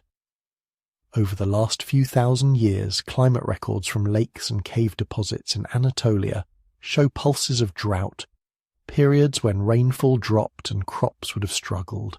In times like that, the line between raid and famine strategy gets blurry. If your harvest fails, and the next valley's harvest fails, and there are no imperial granaries nearby to even things out, then violence can become a way of redistributing scarcity. Communities under stress steal food, livestock, and people. Now imagine you're a farming village on that plateau. You've had a couple of lean years. You know there are armed men on the roads, imperial soldiers, rebels, bandits. It hardly matters to the wheat. You also know that the cool volcanic rock under your feet is a perfect place to store grain and wine. Stable temperature, protected from fire, protected from casual theft. Suddenly digging down isn't just about hiding people. It's about hiding calories. Those long, low storage rooms you saw in Kamaklu, clustered around ventilation shafts, the amphora niches lining the walls, the wineries inside the rock. They look less like a wartime emergency and more like a comprehensive insurance policy against a world in which climate, empire and human greed are all unreliable.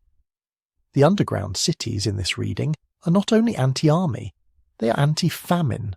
They let you ride out the double blow of conflict and crop failure with your food and your family intact. In a dry year, the person with a cool underground granary has a better chance of surviving than the person with sacks in a wooden shed. So maybe what they were hiding from was not just soldiers, but the compound crisis of bad weather plus bad politics. And then, beneath those historically grounded explanations, there are the stories that swirl around any place that feels too large for ordinary hands. Derinkuyu, with its estimates of room for tens of thousands of people, its deep ventilation shaft dropping 50 meters like an artificial canyon, its rumor-haunted tunnels that vanish into darkness. This is exactly the kind of place that attracts stranger theories.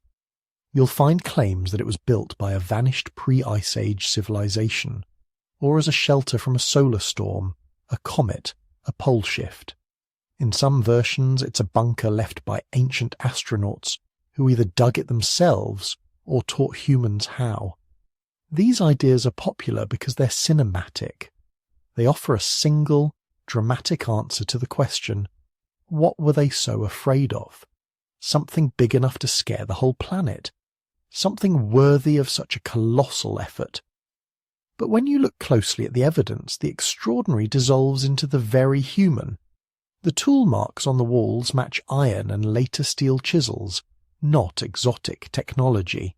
The pottery, coins and graffiti you find in the fill layers belong to well-known Anatolian cultures. Hellenistic, Roman, Byzantine, medieval. The iconography in the chapels is thoroughly Christian and tracks stylistic changes we can date to within a century or two. Nothing in the stratigraphy requires a lost timeline. Nothing in the engineering demands knowledge beyond what the local masons already had from carving churches and houses into the same rock. The scale is startling, but it's an understandable extrapolation from things we know these societies could and did do. Take a rock-cut cellar, multiply it by generations of expansion, add the pressure of recurring wars. You don't need aliens, you need time, chisels, and reasons. Still, There's a deeper kind of explanation that doesn't show up in pottery typologies or climate graphs. Call it architectural anxiety. If you grow up in a region where your grandparents can point to the cave where they hid from raiders, and your parents can tell you about the year the soldiers came through and everyone slept in the tunnels, you inherit more than a floor plan. You inherit a habit of mind. You learn that the surface is conditional. Green fields, bright houses, open courtyards, they are the daytime face of life. But the real guarantee of survival lies in the stone beneath. You are always, in some quiet part of your thinking, building for the day when everything goes wrong. So you don't just dig enough space for this season's danger. You imagine slightly worse dangers, a bigger army, a longer siege, a harder winter. You add another corridor, another storage room, another level. You thicken doors. You make the well deeper, the ventilation more cunning. Over centuries, that mindset can turn a simple refuge into a city, not because any one generation faced the ultimate catastrophe, but because every generation expected that something bad, or worse than last time, was bound to come. Better safe than sorry becomes a stone architecture. From this angle, the paradox in our title, the idea that something unimaginably terrifying must have driven people underground, starts to soften. Maybe there was no single nightmare, no one great event that sent an entire population fleeing into the earth and staying there forever. Instead, there was the slow, grinding accumulation of many lesser nightmares. A raid here, a drought there, a failed revolt, a tax hike, a bandit gang, an army on the horizon, decades of quiet, then another crisis, each one leaving its own faint groove in the rock. The fear that carved Derinkuyu might not have been spectacular. It might have been chronic. Anxiety is a climate, not a storm. And this is where the mystery settles in, quietly, and refuses to move. We can line up the big wars on a timeline. We can point to climate records and say, here, this century looks dry, this one wetter. We can date a chapel by the style of Christ's eyes in a fresco. But we cannot, with any real certainty, name the night when the first family in Derinkuyu decided to take a hammer and a chisel and cut a tunnel just a little deeper than anyone had before. Was it after a neighbour was taken captive? After a harvest failed? After a rumour of approaching horsemen? Was it a calm decision, planned over months, or a frantic deepening of an existing cellar as smoke rose on the horizon? We don't know. What we have instead is the result. A structure big enough to hold a town, intricate enough to suggest centuries of refinement, and ordinary enough in its details, kitchens, wine presses, stables, that you can still feel the everyday life it sheltered. The absence of a single origin story is part of what keeps Derinkuyu so compelling. It invites you to imagine, to assemble in your mind all those little fears and reasonable precautions into something that, when finished, looks almost unreasonable in its scale. When you picture yourself there standing in one of those narrow corridors, fingers brushing the grooves left by ancient tools, you're touching a record of layered worries and layered hopes. They were not just hiding from enemies, they were hiding for their children, for their grain, for their stories, for the possibility of a future in a landscape that never quite let them relax. And underneath the scholarship, the climate charts, and the dismissed alien hypotheses, that might be the most durable answer. They were hiding from a world that had taught them again and again that safety is never guaranteed, unless you carve it out yourself. For a place born out of centuries of quiet fear, Derinkuyu's disappearance was almost too ordinary. In the early 20th century, as empires broke and borders hardened, the last Greek families of Cappadocia left in the population exchange between Greece and the new Turkish Republic. The underground city that had been their emergency refuge, their ancestral fallback plan, lost its storytellers. Entrances were walled up. Houses shifted hands. Children grew up hearing rumours of old caves beneath the town, but the continuous line of memory frayed and snapped. For a few decades, Derinkuyu wasn't a secret in the dramatic sense. It was more like a misfiled document. Everyone knew the land here was hollow in some vague, inherited way. No one quite remembered the index. Then, in 1963, a man in the modern town of Derinkuyu decided to do some renovation. The story, which has been repeated so often it has taken on the feel of legend, goes like this. He knocked through a wall in his house, perhaps to make room for a new storage area, perhaps simply to straighten a crooked corner, and instead of bare rock or his neighbour's plaster, he found a void, a narrow passage, cool air, a darkness that absorbed the beam of his flashlight instead of reflecting it. He had, unknowingly, broken back into a world that had been sealed off since his grandparents' time. A buried neighbourhood, a fossilised escape route, word spread. Local officials called in archaeologists. As they cleared debris and old collapses, the scale of what lay under the town slowly revealed itself, level after level, rooms branching off corridors, stairways dropping into the rock, the familiar signatures of stables and kitchens and churches appearing again under the dust. By 1969, a portion of the complex had been stabilised and open to visitors. What had been a last resort for Byzantine peasants became a destination for tourists in shorts, following a guide with a flashlight. Today, Derinkuyu is folded into a wider protected landscape, Gurem National Park and the rock sites of Cappadocia. On UNESCO lists, it appears as one of several subterranean cities that help define this region, a component of a cultural ecosystem of valleys, fairy chimneys, cliff-cut churches and underground towns. But only a fraction of it is accessible. Guides will tell you there are 8 main levels open to the public, reaching perhaps 50 or 60 metres below the surface. Local officials and surveys hint at more, maybe 18 levels in total, dropping down towards 80 metres, with side passages still blocked by safety barriers or simply left in darkness, unexplored. In a way, modern regulations have recreated a softer version of the old secrecy. There are known zones and unknown zones, places you can go and places where the answer is still not yet. If you visit, the experience is strangely intimate and physical. You start at a wide entrance, where the outside light still reaches and the air smells of dust and sunscreen and coffee from the bus park. Then you step into a tunnel, and the world shrinks. The ceilings drop. The walls press in until you're moving shoulder to shoulder with strangers. You feel the rock brushing your arms. You have to bend your head in some places, walk sideways in others. The coolness becomes noticeable, a relief from summer heat, but also a reminder that you're entering a different environment, stable, insulated, indifferent to weather. The deeper you go, the more your senses adjust. Voices sound different underground, softer and yet more immediate. Your breathing becomes something you listen to.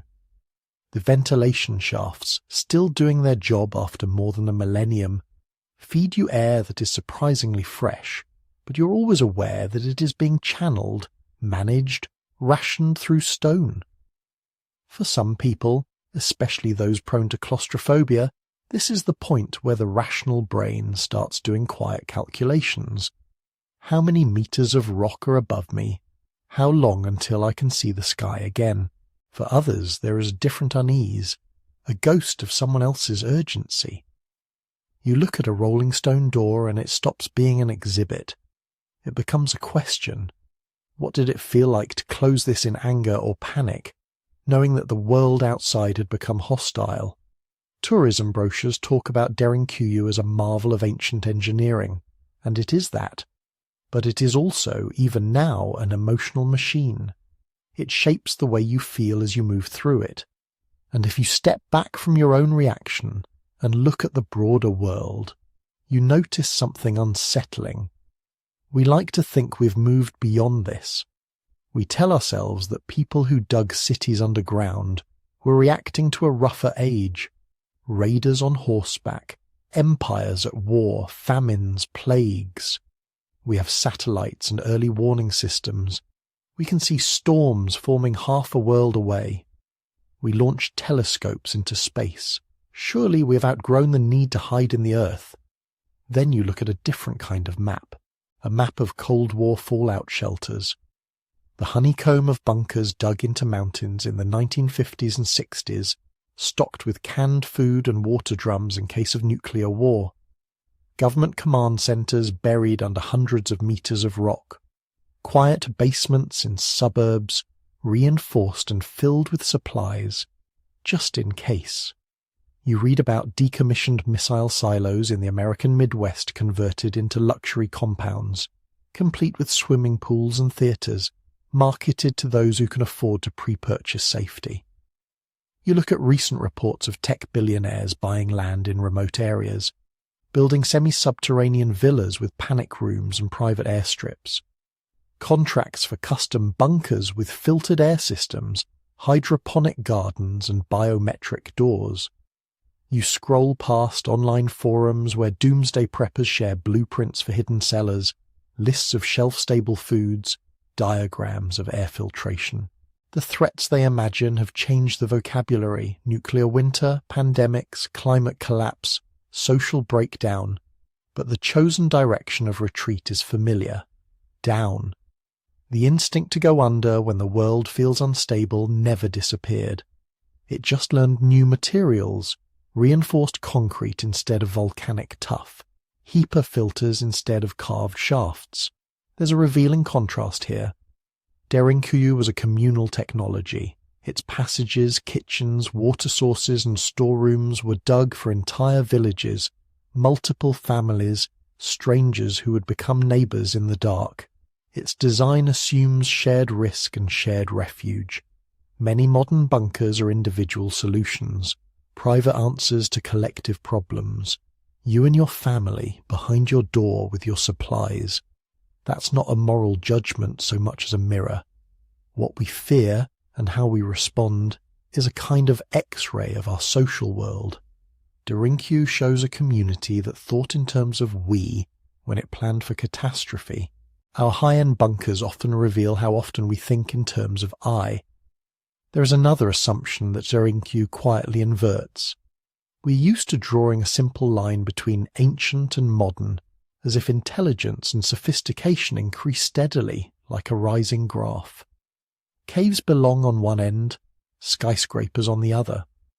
But when you stand in a chamber 5 stories underground, feeling a breeze that's been pulled through a 50-metre shaft, flowing evenly without smoke, you realize that hierarchy is less clear. These people, whoever began the work and whoever finished it, created a self-regulating microclimate beneath the earth. The tuff holds temperature steady. The shafts modulate air. Water is accessible through a deep well that in some sections could be reached only from inside the defensible core of the city.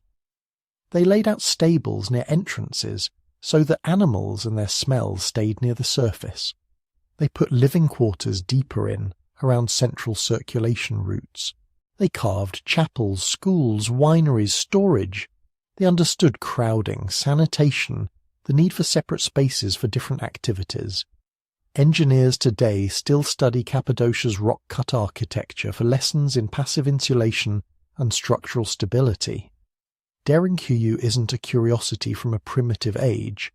It is a complex system solution created with hammers, chisels, and generational memory. If anything, it asks an awkward question. We build higher and higher, towers of glass, orbital stations, planned colonies on Mars. We send our ambitions upward, literally aiming for the sky. Yet, when we are most afraid, our first architectural instinct is still to reverse direction, to burrow, to hide. Humans carry both impulses. We raise monuments to be seen, to declare presence, to celebrate the idea that we have mastered our environment, and we carve refuges to be unseen, to admit that we have not. The surface is where we perform civilization. The subsurface is where we quietly concede our vulnerability. In Cappadocia, those two realms exist almost on top of one another. Sunlit rock spires and hillside churches above, multi-level shadow worlds below. They are not contradictions, they are a pair. Derinkuyu, especially in its tourist life, lets you feel that duality in your own body. You spend the morning walking past open valleys and bright frescoes, and the afternoon ducking into a slit in the ground, descending into a space designed not to impress but to protect. And then you come back up. You emerge into light, blinking, the wind suddenly on your face again, car engines and bird calls and the smell of warm dust all rushing back at once. It feels like waking from a long, oddly detailed dream. Behind you, the entrance remains. People line up, one group going down as another comes up like breaths through a throat cut into the earth. Deeper inside, beyond where tourists are allowed, there are still corridors that end in rockfalls, doors that haven't been moved in a century, side rooms where no modern voice echoes. The oil lamps are gone, the hearths are cold. No one grinds grain on those floors anymore. No child curls up against that particular wall waiting for the all-clear. But the stone remembers.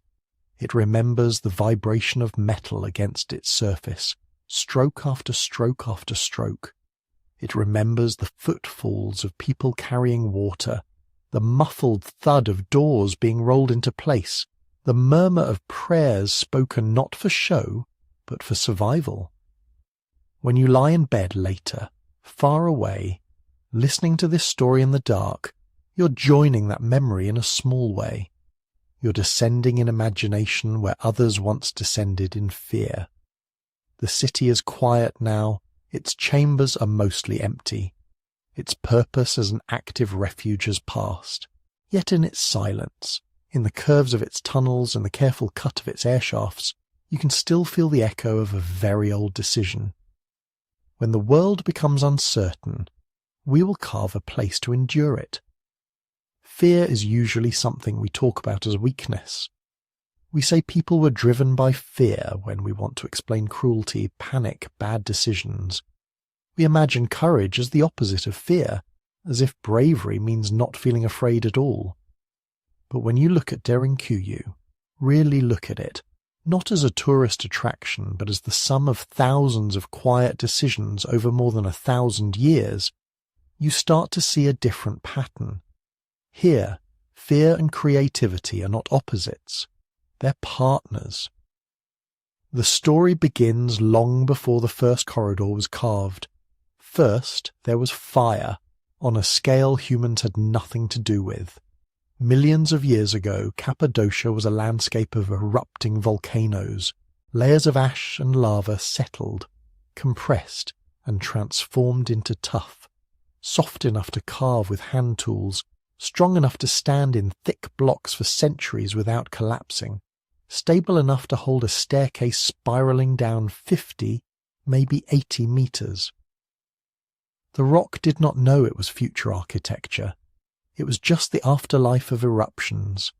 Then came people, not the particular villagers who expanded Derinkuyu in the Byzantine period, but their deep ancestors, the same long line that passed through that brutal genetic bottleneck almost 1 million years ago. Tiny, scattered human groups who learned the hard way that survival depends on two things: cooperation and remembering. They didn't know anything about Cappadocia, but they carried, in their genes and in their cultures, a lesson that would matter here later. If you want your descendants to live, you plan for bad times even during the good ones. Fast forward to Iron Age Anatolia. The volcanic landscape is no longer just geology. It's a strategic crossroads. Empires rise and fall around it. Hittite, Neo-Hittite, Phrygian, Persian. Armies move through the plateaus and valleys.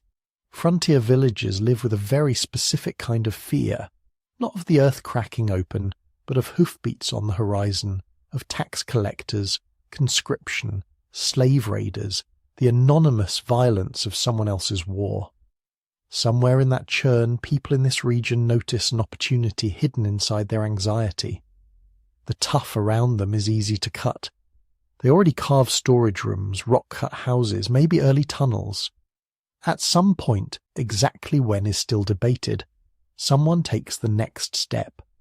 Not just a cellar, not just a cave, a connected system. A retreat that isn't just a hole in the ground, but a plan. They start digging. By the time Byzantine chroniclers were writing about Arab raids in the 7th and 8th centuries, that plan had become an underground city. Maybe not the full 18 levels some surveys now suggest, but a deep layered refuge with ventilation shafts, wells, stables, kitchens, churches, storage rooms, sleeping spaces. Each new threat carved a little more fear into the rock and a little more ingenuity. You can read the psychology in the layout. Narrow, twisting corridors where only 1 or 2 people can pass at a time, not an accident. It slows invaders, lets defenders hold a choke point. Stone doors weighing hundreds of kilos, shaped like millstones but with small holes in the centre. From the outside, nearly impossible to grip.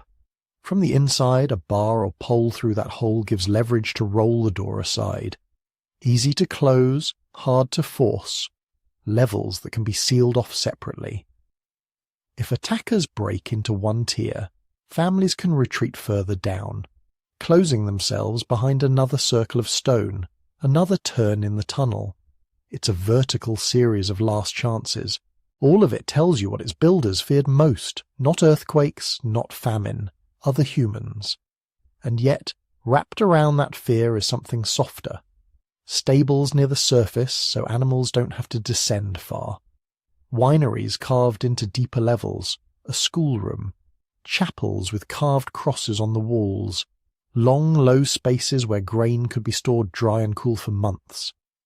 These aren't the features of a mere panic hole, they're the infrastructure of continuity, a community that expects to need refuge not for a night, but for weeks, maybe months, and intends to emerge afterward still itself, still speaking the same language, telling the same stories, teaching the same prayers. Fear sets the problem. Creativity solves it. We often talk about fight or flight as if those are the only options. Derinkuyu shows a third: prepare, build, turn dread into architecture. And what's striking is how anonymous that achievement is. We know the names of emperors who sent armies across this plateau. We can list kings, sultans, generals, warlords. Their decisions helped create the very dangers that sent villagers underground. But we don't know who designed the first ventilation shaft here.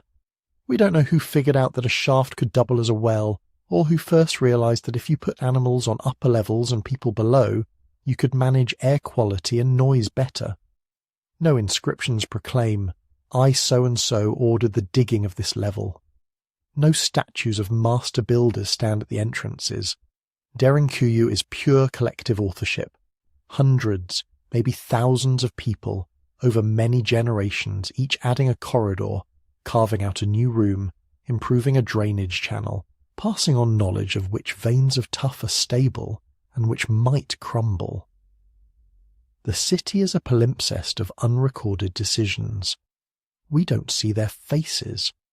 We don't know their individual stories, their jokes, their arguments, their private doubts about whether all this labour was worth it. Yet their work still holds. It holds literally. The ceilings haven't fallen in, the shafts still breathe, and it holds symbolically. When we talk about human resilience, this is what we mean. Not heroic speeches, but the quiet determination to keep carving, to keep making an inhospitable world just a little more survivable. There is a paradox at the heart of all this. The same fear that could have shattered these communities, scattering families, freezing them in indecision, became the engine of one of the most extraordinary architectural projects in human history. If Cappadocia had been peaceful, if no armies had ever marched across it, if no raiders had ever appeared, would anyone have spent the effort to carve a city down into the earth?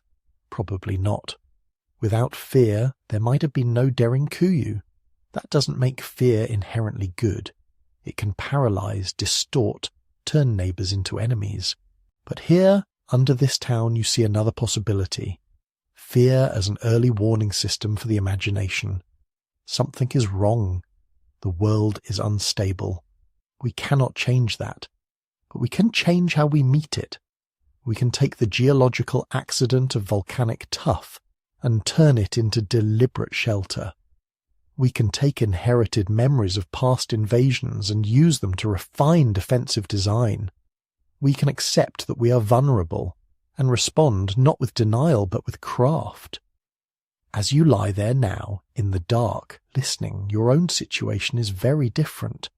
You're not packed into a stone room with dozens of others, listening for sounds of hooves or shouting above.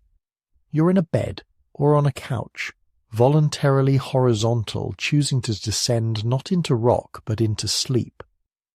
And yet the structure of the experience rhymes. The light is gone or dimmed. The ceiling above you is unseen but felt. You're enclosed, in a way. The world outside continues. Cars pass, planes fly, distant weather shifts, but you're in a smaller, softer perimeter. Like the families of Derinkuyu, you're letting go of some control, trusting that the systems around you, walls, roofs, locks, maybe just the stability of a quiet night, will hold while your conscious mind steps back. The format of this story, history told in a murmur in the dark, is its own kind of shelter. Instead of stone doors, you have blankets. Instead of ventilation shafts, a slightly open window or the hum of a fan. Instead of a communal granary, maybe a kitchen down the hall. The scale is smaller, the threats less immediate, but the instinct is recognizably human. To withdraw, to make a contained space where you can be less alert, less exposed. You are, in this moment, doing a faint modern echo of what Derinkuyu's builders did in stone, creating a safe boundary around your vulnerability. And somewhere far away, under a town in central Turkey, the real chambers are still there. Cool, quiet, waiting out yet another chapter of history. They have seen Phrygians come and go, Romans, Byzantines, Seljuks, Ottomans, nation-states. They sheltered Christians during Arab-Byzantine wars, villagers during Mongol incursions, Greek families facing persecution in the early 20th century. Now they host tour groups and field trips, maintenance crews and archaeologists. The fear that carved them is mostly absent from the people who pass through today. But the resilience remains. It is built into the stone, into the very idea that you can respond to a dangerous world not just with weapons, but with infrastructure, not just with escape, but with patiently engineered refuge. When we ask, what frightened ancient humans enough to build this? We're really asking something larger. What do we do with our own fears? Do we deny them or dramatize them or let them isolate us? Or do we, like the anonymous carvers of Derinkuyu, use them as a reason to think ahead, to cooperate, to build structures, physical or social, that make us and others a little safer when the next uncertainty arrives? The stone cannot answer. It can only offer its example, a city without names, dug by people whose faces we will never know, surviving as a testament to a simple, stubborn decision. We will not be easy to erase. Thank you for spending this time here, in the dark, following their tunnels in your imagination. In a moment, we'll close our journey and let the story settle, like dust in a quiet chamber, while you drift wherever the night wants to take you. If you're still here, awake or almost gone, that in itself is a kind of trust. You've walked through a lot of history in the dark. Volcanic ash turning to tuff, empires passing like weather, families choosing to go down into the earth rather than take their chances on the open plain. So first, a simple thing. Thank you. Thank you for letting this story keep you company while you lie there, half inside your own thoughts. Thank you for giving these long-gone people a little space in your imagination, for following their staircases level by level without needing to see them. If you would like to help this story keep travelling, slowly, quietly, there are a few gentle ways to do that. You can like this video. It's a small gesture, but it tells the mysterious algorithms that there is an audience for calm, careful history told at this pace. You can subscribe if you haven't already, so that the next time we wander into some other corner of the past, another city, another paradox, you'll have a place reserved in the dark. And if you feel like leaving a trace of yourself, you can write a comment, maybe just a line or two. Where you're listening from, what time it is there right now, a bedroom in Sao Paulo at 2 a.m, a dorm room in Berlin, a living room in Manila with the curtains drawn against the afternoon, a night shift break room somewhere under fluorescent lights, scattered people in scattered places, all briefly sharing the same tunnel of attention. If you want to go one step further, there is also the option of joining the channel as a YouTube member. That support helps me carve out the time and research and quiet needed to make these long drifting journeys into the past. It keeps the lights on, up here, not 50 meters down. But it is completely optional. The main thing, the heart of this project, will always stay freely available. The stories themselves, the nights spent wandering through them, are meant to be for anyone who needs them, with or without badges, with or without extra perks. You being here, listening, is already more than enough. Before we let go entirely, take one more moment in Derinkuyu. Not the part with tour groups and electric bulbs, but the sections that are still locked, or unmapped, or just too narrow and deep for the public path. The estimated 90% that lies beyond the arrows and handrails. Imagine standing alone there, maybe 12-15 degrees Celsius around you, cool but not cold. The air is dry, steady. The walls are close enough that your fingertips can rest on them without stretching. It is very, very quiet. Not the silence of an empty recording studio, but a thicker, older quiet. The kind that has absorbed centuries of footsteps and whispers and breathing and now just holds them. Above you, the modern world moves in layers you can't hear from this depth. Cars, phones, conversations, decisions, all of it filtered through tens of meters of tuff. Down here, the rock remembers other priorities: ventilation, not noise; storage, not speed; a steady temperature, not a constant stream of alerts. You may picture a small oil lamp in an alcove, or nothing at all. Just the sense of space, like the feeling when you close your eyes and can still tell that a room is large or small. You're not under threat. You're not hiding from raiders or tax collectors or soldiers. You're simply borrowing the idea of refuge that these people perfected. Let the thought of those cool, dim chambers stack gently under your own night.